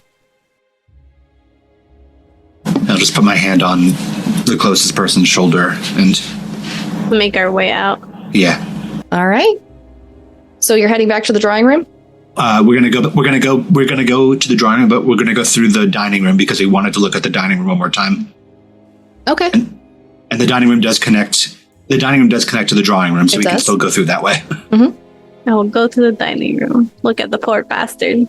Is the body still there? Is the body still there? The body is gone. No, it's still there. Look, I'd believe it. I should have double tapped. I'm gonna take what was left of his money. Okay. So on his money or on his body, there was 40 gold and 5 silver, I think. If I remember correct. Yeah, it should be in there for you. Go ahead and add it to your things. But yes, what are you looking at in here? Sulong and I looked at the walls. We looked at the ceiling. Determined there was no sabotage. Yeah. Look at ceiling walls. Potato. I grew up in a cave. No difference. They're all the same. It's all walls. This is gonna sound weird, but is there anything under the table? I just want to peek under the table. Roll investigation. We have my -1. That's a 7. Looks like a table. There's some at one point a guest must have stuck some gum on the underside of the table. You find another wad of it under one of the chairs. It's hardened. It's gross. Yeah. Gross. But no secret button or passageway for henchmen to crawl through? I would like... Sorry, go ahead. No, it's fine. I would just like to take a look at the walls for any switches or anything. Okay. Roll investigation. The little spin to let me know that I can roll the 4 and got a 7. Wallpaper has seen better days. Could probably stand to be replaced soon. But other than that, nothing seems out of the ordinary to you. Anyone else? I wanted to feel the top of the fixture that crashed down on the chandelier. I want to feel if there was anything specific that could have made it detach or that was broken on purpose. I'm looking for signs of intentional sabotage. Okay. Roll me investigation. It's 14. 14. You think it's unusual that it came down along with some of the wood from the ceiling. But other than that, there's nothing in particular you can determine by touch with this. What happened? Could I check where the chandelier was, like the area where it was stuck on? You and Fisscourth already did that last time. I wanted to see the edges of the paneling. Okay. If that makes sense. What exactly are you looking for? Anything that would have eaten away at the structural integrity of the paneling, because if the wood came away with the chandelier, and did we check if the wood was like rotted? I don't know. I was gonna stick my head in there. There's no hole. Yeah, there's no hole up there. Oh, It's a singular piece. No hole. How about as you are all putting your heads together and maybe referring to the dead body for a bit of insight, why don't you pick someone to roll a investigation check with advantage for this? Not me. I already roll it with advantage. All right, here we go. That's 21. Sulong, you are looking more closely now that Arat has pointed out how unusual this is. You would expect you would have expected someone to loosen screws or pry apart the metal pieces or even fray the rope, but none of that happened here. As you compare the wood that splintered away with the chandelier and the wood in the ceiling, you begin to notice marks on the wood. And as you take it and you hold it up a little bit, you think that there may have been runes worked into this panel hidden between the layers of the wood. And something somehow activated them. Someone carved some sort of rune up there. I can't tell what the activation was, but I think that's what brought it down. Oh, all right. So Fisscourth runs back to the door. All right, so I'm thinking our murderer must have appeared when the lights went out. Presumably they cast some sort of enchantment, perhaps merely just knocked out the candles with a whiff or a blow. And then they shot the activation point to that rune. Actually, could you, Sulong, would you give me, as they say, uppies to look at that rune a bit better? Is there any way I can discern what this rune may have been used for? Roll Arcana. Yippee! That's a 3. It's badly damaged. You're not able to tell, but you do concur with Sulong that it looks too intentional to be coincidence. Should check the... Terrible handwriting, but definitely intentional. We should check the drawing room to see if maybe something like that was put in there to spring the dagger. Precisely. And that we should check on the safety of our guests as well. I suppose so, yes. And at this point, I'm agreeing, unfortunately, that it may not be anybody here, which means that we have a very open case. But I still would like to ask people questions and see if we could learn more. One last question for you, GM, about this room. Are the runes still visible to me, or have they just been worn away completely? There are pieces of them still there, but the wood is splintered. So it's kind of like, you know when you have those pictures and like you turn it and you can like see them differently? like a optical illusion. Yeah, it's like that when you turn it a certain way, but there's so much missing that you can't get the complete picture to figure out what it was. Were the runes embedded in the wood or written in the wood, like with ink, or were they chipped in? They were carved. How fine are the strokes? Is it, say, someone took an ice pick up there and started dragging? Roll me. Blow this case wide open. Since this has to deal with survival, let's do survival. Since this is kind of a survival skill. Unless you have the one that you think fits better. Nope. Survival's great. I have proficiency in that. 17. It looks like something chisel and sharp would have made these, but I mean, you could have gotten these with a sharp knife as well. Okay. Wait, things were missing in the kitchen. And that ice pick was hidden under a bunch of apples. Very out of place for an ice pick. It's not an apple pick. Yeah, you didn't really investigate those rooms so long. Oh. I tried. You found a body and got distracted. Sorry. I found a body and I panicked. all thought about, I should search for stuff, ended with the There's body. a dead MILF in there. I couldn't stop. Oh no, the MILF's dead. No! Not my Before- mouth. Did she have the Before- anime mom braid? Was that the trigger that we should have looked for? Yeah. The cookies were just a little too sweet. Before we reveal everything, we should ask. I'm still not super certain that it wasn't Thomas. I mean, could have been definitely other people, but I wanted to ask Maddie if her mother ever had any objections to her and Thomas, because all that we're finding is it makes sense for Sazafel to have been murdered by a multitude of people, but not necessarily Cleaver.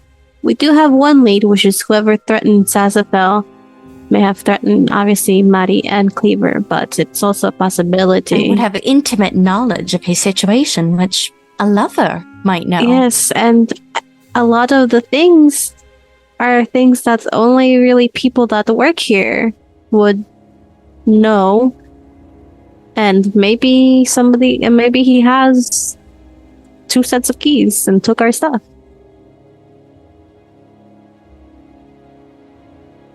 I could be wrong, but I don't know. I feel like the butler did is like, I don't know, famous somewhere. In every crime book I've read so far in my Yeah. research of this land's laws. Let us go ask the guests and see how many were involved in this murder most. The moment that we tell Mari about her mother, though, it's going to be impossible. Most likely, if she reacts the way she should, it'd be impossible to ask any other questions. Well, would you let me ask her something else first before? Of course. I can. Are you all okay if I tell her what happened? Absolutely. While I Just- do that, can you all keep an ear and eye out and maybe investigate the drawing room a little bit?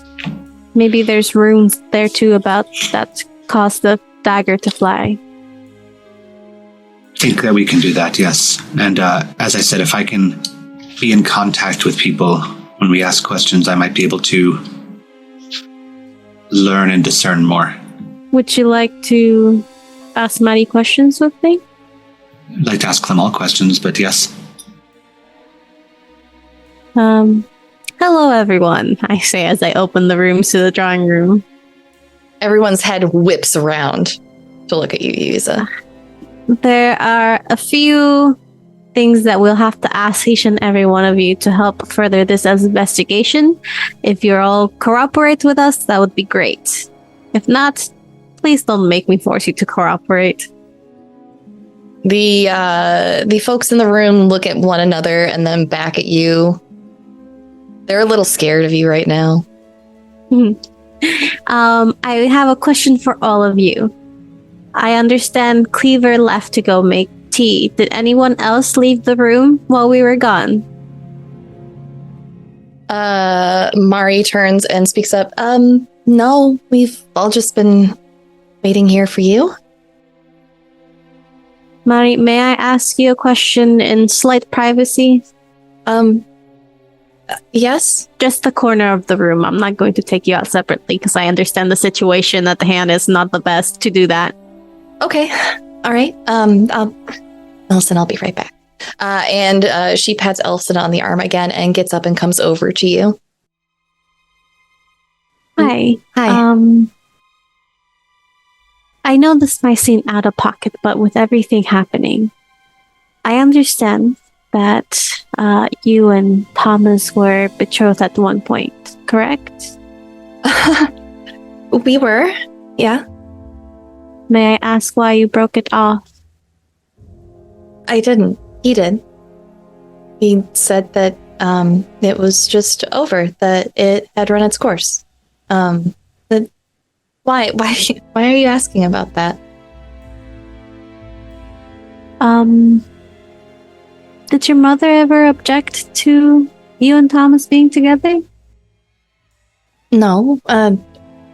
She liked Thomas. I mean, he's a good worker and he's always been really sweet to both of us. Ever since he came here, we've enjoyed his company.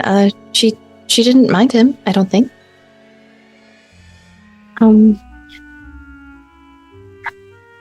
I'm very sorry to tell you this, but your mother has also been a victim tonight.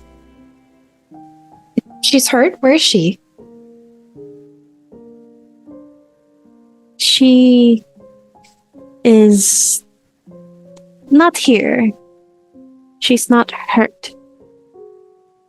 Unfortunately, she has passed away. What?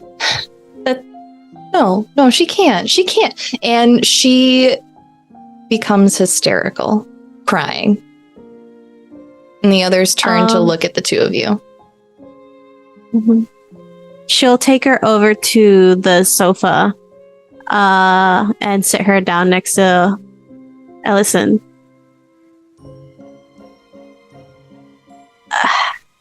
And give her, kind of adjust the little shawl on her to kind of keep her warm and put a hand on her shoulder while she looks at the other people. Can I do like an insight to pry reactions? Yeah. From Go her for it. historicalness? Are you looking for her reaction? Other people. Other as people I in the take her room. to Okay. the sofa, yeah. All right. 3 with natural 1. Yep. Everyone looks concerned. She went to talk to you, and now she is sobbing, and they're not sure why. Unfortunately, everyone, Cliver has been another victim tonight. And they all look at you. Thomas covers his mouth and puts a hand to his stomach. The old gentleman, Hardwick, looks on the verge of tears as he turns his face to look out the window. And Ellison reaches for Mari's hand and holds it tightly. The reaction from Arabelle? I forgot Arabelle was in the room. It's not suspicious. I just forgot she was there. Me too. We already told her to. She's looking sympathetic, but she looks like she knew that this was coming. I'm a little surprised that you did it in the room with everyone here. Well, I'm not going to take her to a separate room while people are being murdered. We will be asking you all some questions right now.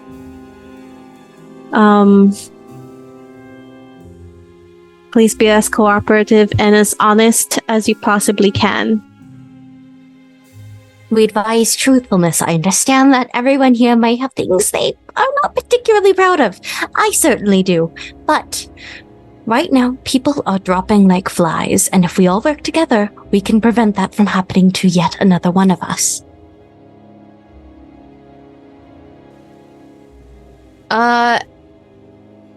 Everyone roll me insight on the room as you say that, Fisscourth. I would love to. I've been waiting for that.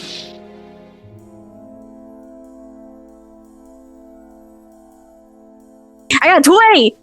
Holoplastic surgeon, because I also rolled in a natural 20. Okay. Oh. 28. 28. Sulong? 5. Sulong, you're such a good boy. Good boy. He is watching the door, all the entrances, all the exits. The rest of you watch as one by one, the others in the room start to look at you with suspicion, as they have all been in here, and you were not when the second murder took place. We have found many things in our investigation that raises many questions and might point towards who had motive. Many possible motives. Hopefully you can all help us get down to the bottom of this. And Ellison speaks up. Sits up a little straighter, still holding Mari's hand tightly, now putting an arm around her. And what exactly is it? And what exactly is it that you have found? that has you so concerned? As was mentioned, many secrets, things that various people had hidden, including our deceased host as well. That, again, with further light shed on them, could reveal motive, or it could simply be a web of mystery. But that is what we would like to discern with you all now. We want to see if these many secrets kept within these walls add up to something.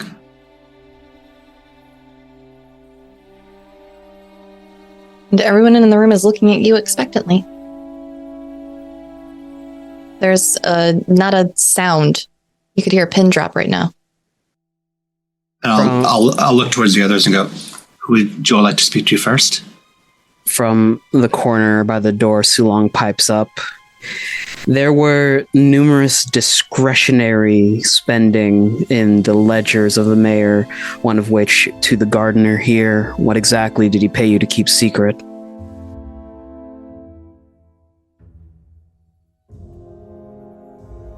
Hardwick and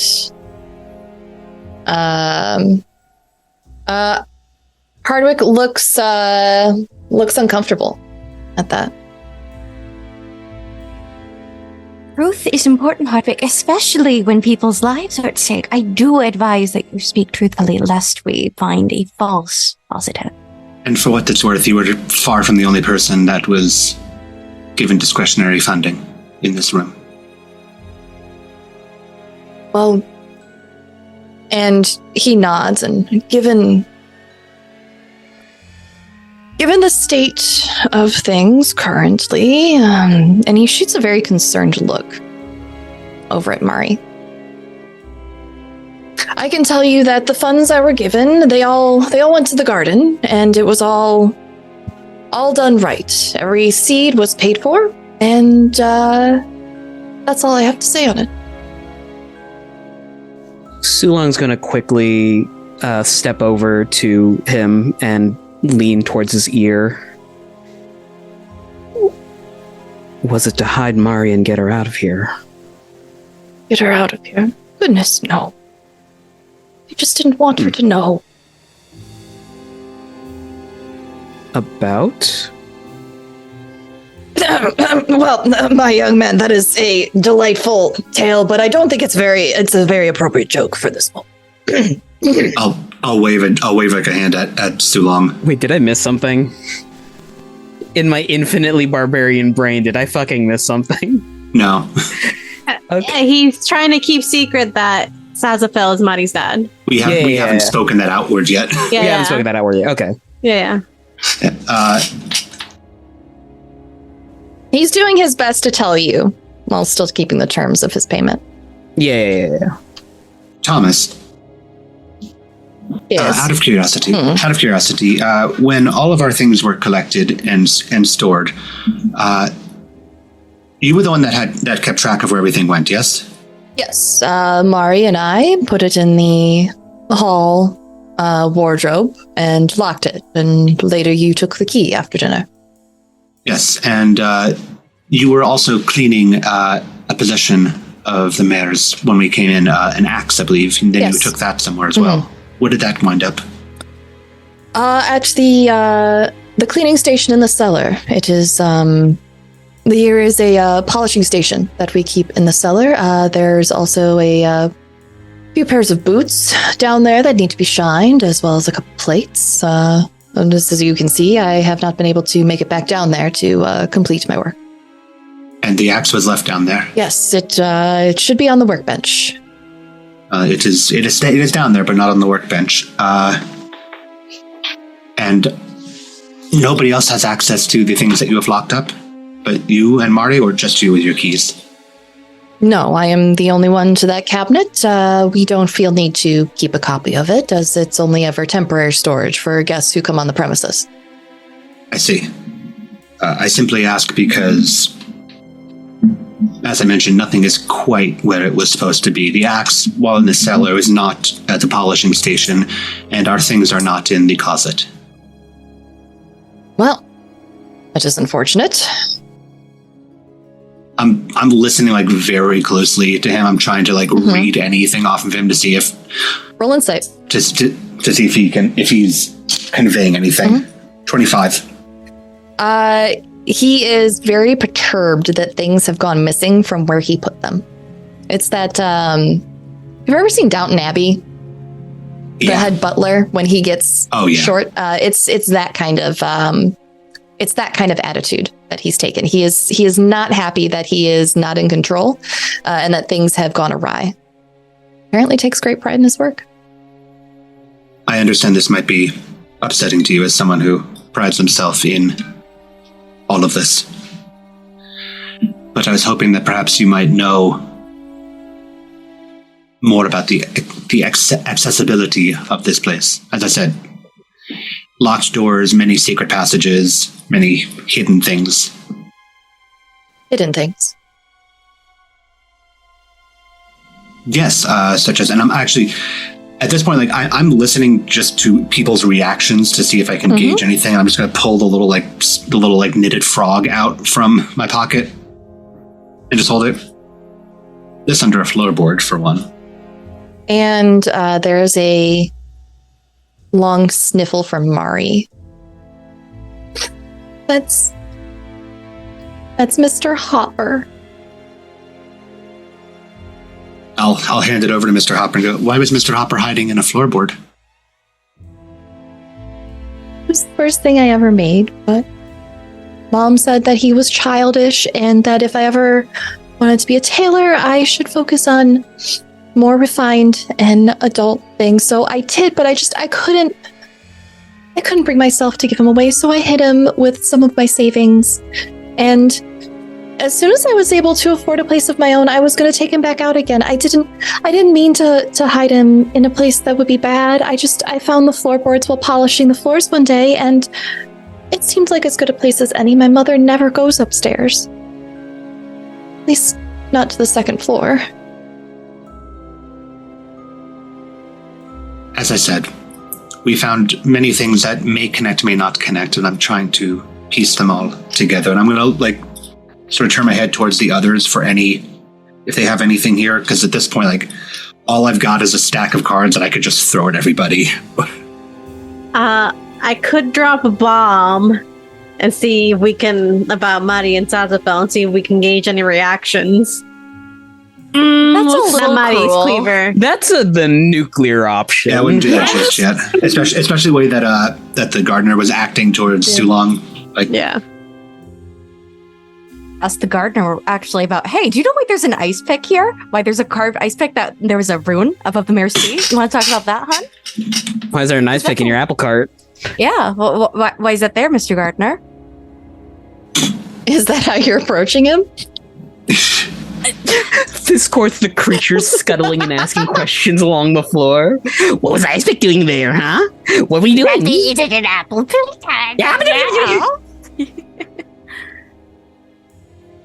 Actually, Sulong, you still love the ice pick, yes? Correct. This is going to whisper in your ear and hold out her little nubbin for the ice pick. A booty gets shoved your way so you can just yank it out of the belt. Give you a little smack as thanks.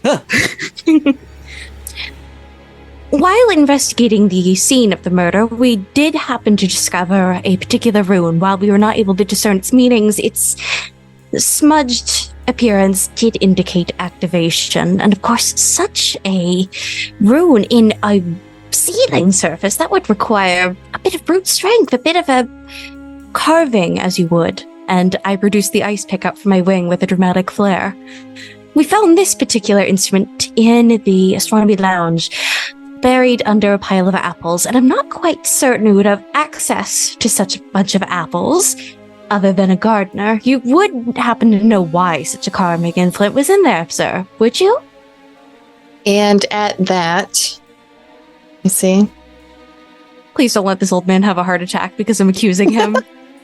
at that he does look rather sheepish. He does not have a heart attack, though. Miss Ellison, I am sorry, but I have been keeping some of the apples from the orchard for myself. The community garden's orchard is not mature yet, and I'm ashamed to say that I really enjoy how they taste. Poor man just wanted his apple. Did. Oh, you're accusing him of being an accessory to murder, and he's just like, I'm so sorry. Like, I'm just an old man who likes apples, my dude. I just want to garden my flowers. That was my favorite thing to write on this character sheet. Gosh, some of these are silly. Okay. But yes, he does look rather sheepish at Ellison, and she looks a bit confused about apples and ice picks. I'm sure we'll work it all out. In the end, is that the extent of your investigation? Apples and ice picks and carvings? No. I have only one more question. We've actually a multitude of questions. There have been many threads woven with this rather messy tapestry, if I do say so myself. You wouldn't happen to know who would have access to that room, would you, Mr. Carter? And I assure you, you are of the working class. Stealing food from your uppers is no crime in my eyes. You are a comrade. Oh, our adorable little communist. What room is she asking about? I The keep wanting to conservatory? call The me conservatory. The conservatory. I'm like, it's some astronomy shit. I don't remember the words. The star room.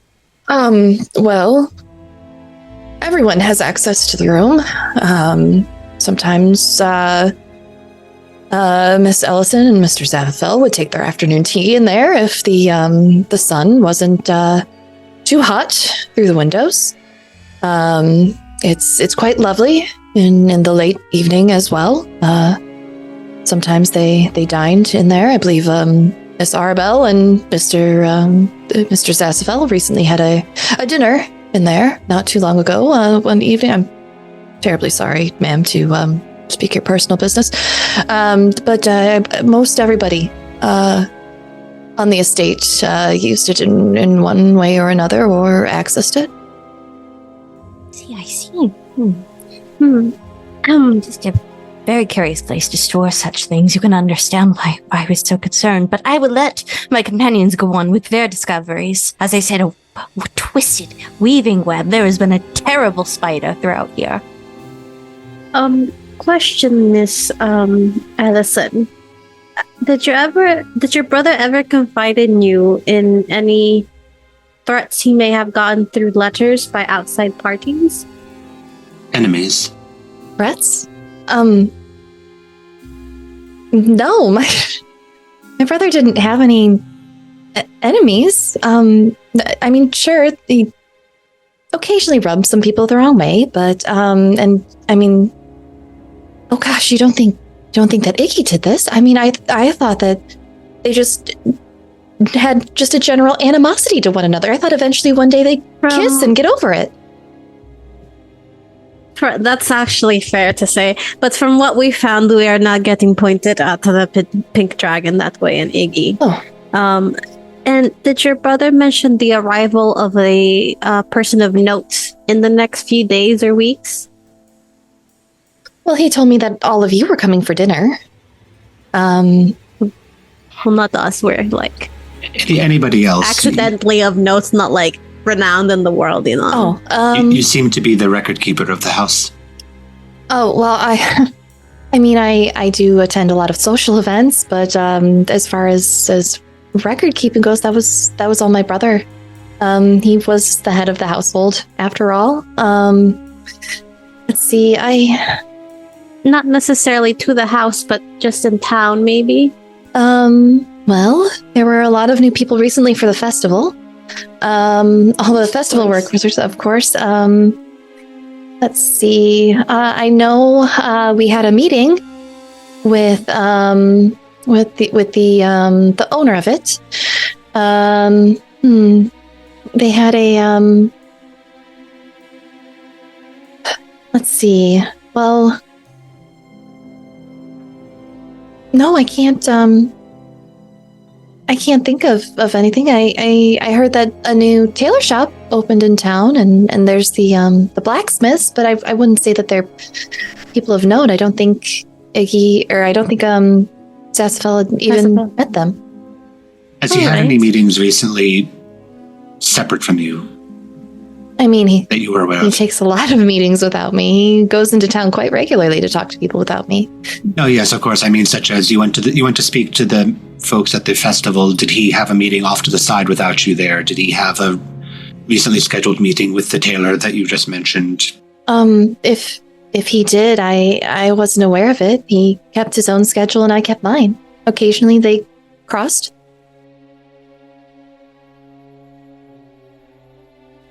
And again, slightly diverging from that, was your family devoted to any particular deity? I mean, I'm not particularly religious myself. I mean, I go and if I'm going to go enter in something at the Pink Dragon, I go and I visit Timora, and we go and visit the temples for good fortune for the harvests. And I did go and say a little prayer to one of the fertility gods for the what's her name? General shop owner. Yes. I was trying to think of the husband's name, and I 100% was about to say Throckmorton. That's Morthron. I know Morthron. I can't remember his wife's name. But I went and said a prayer for them and left a little offering. But I wouldn't say that I subscribe to any one god. Did your father subscribe to a god or goddess? He was a paladin. Ah. What was his oath? He didn't like to talk about it much. He was. Let me look up the notes on if she'd even know that. I'm not really sure. Dad never really talked about it much. It didn't seem like a particularly happy subject.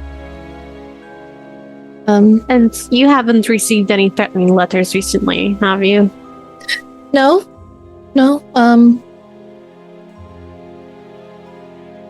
I received a bill for a dress that was about $50 more than I thought it would be, but that's a rather common thing. See how that would be slightly threatening.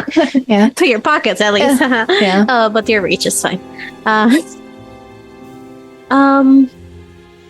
We have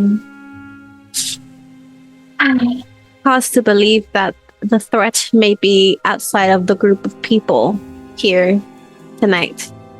But we were hoping that perhaps we could find some lead within the house.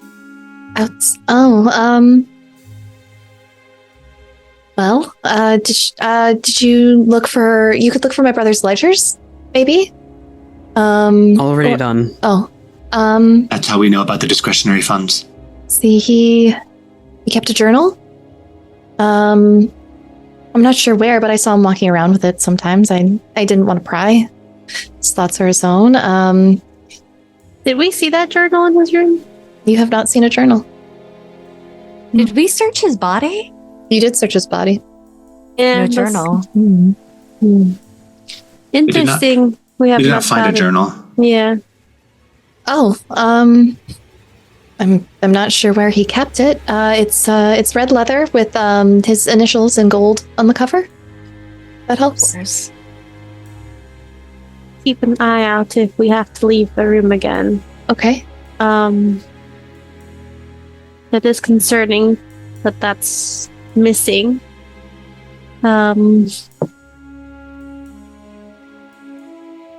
Is there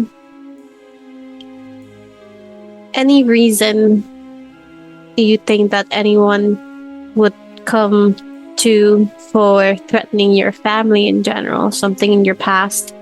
A group that you may have dealt with before, maybe asking for hush money or Hush money? I mean, I'm just throwing words out there, just money in general. Yes, you mentioned former landowners, right? Would they have any particular reason to be upset with your family? Oh, I don't think so. Our family being on this estate goes back generations, longer than Oh goodness, I at least 5, 6 maybe.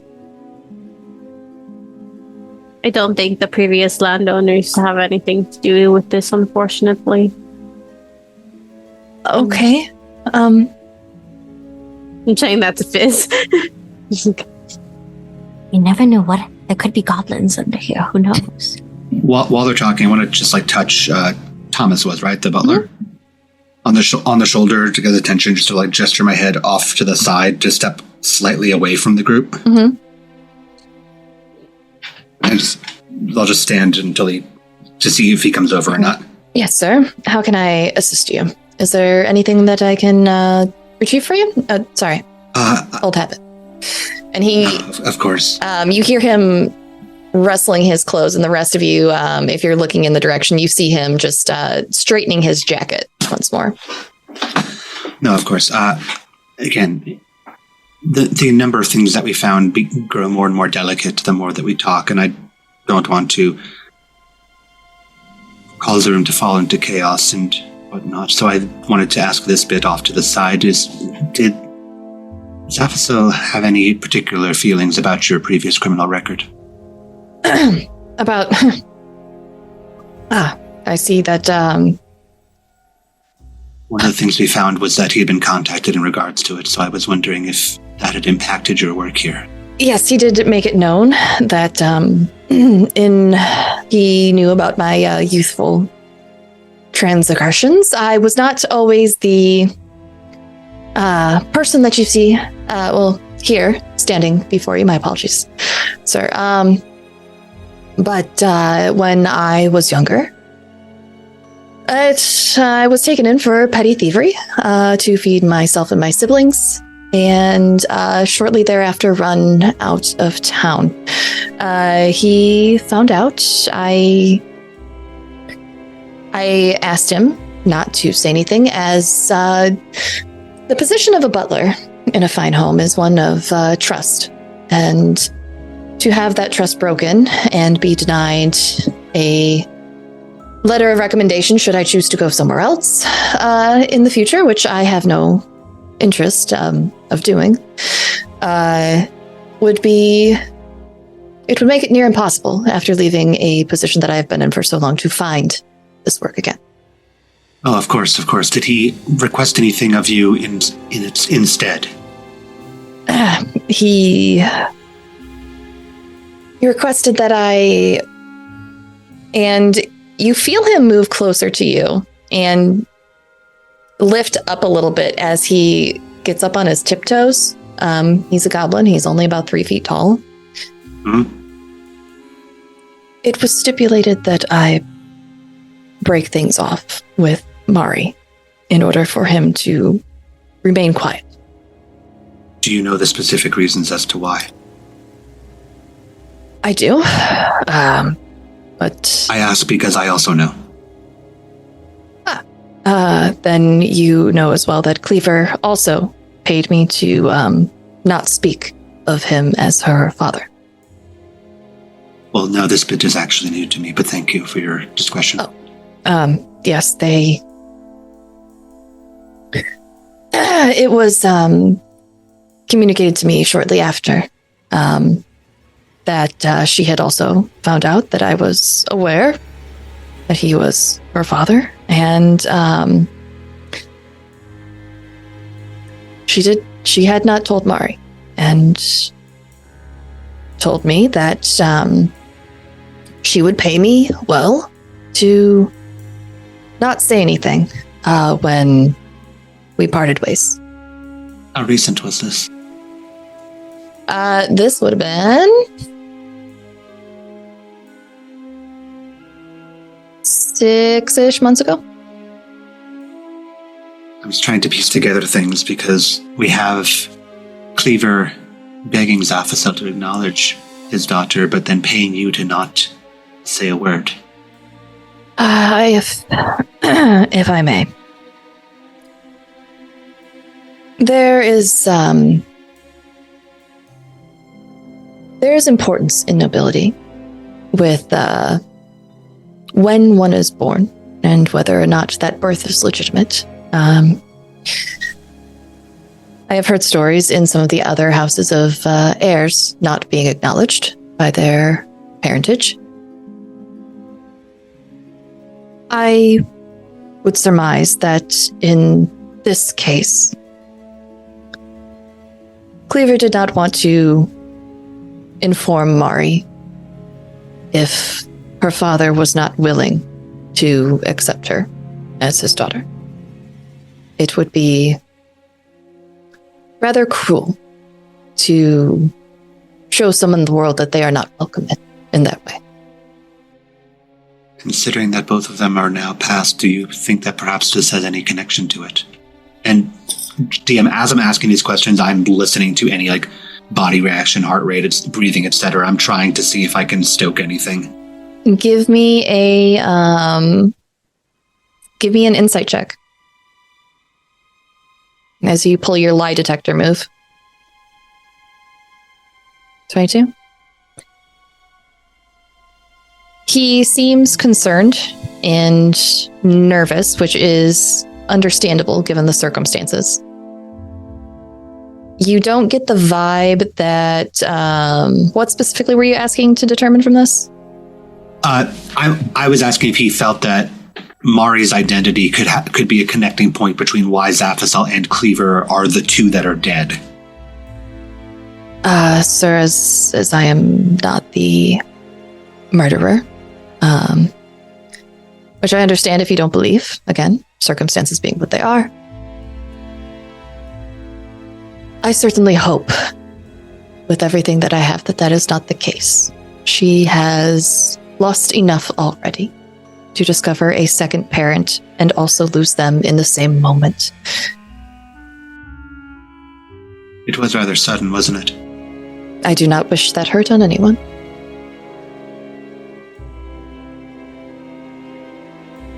And he seems genuinely concerned for her as he says that.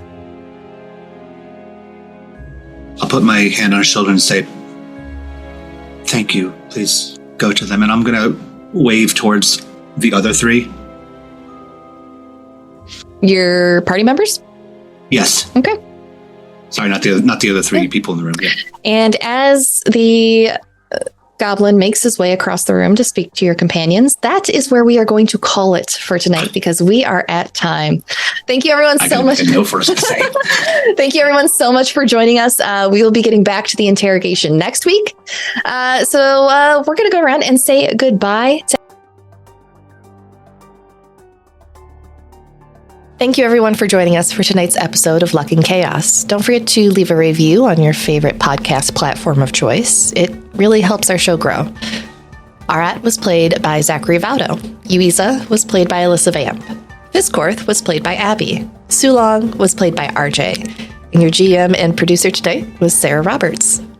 The Luck and Chaos theme, A Twist of Fate, was composed by Sneakernet. Download it now on Bandcamp. Link in the show notes below. Check out our show notes for cast info and links to the third-party content featured in this game.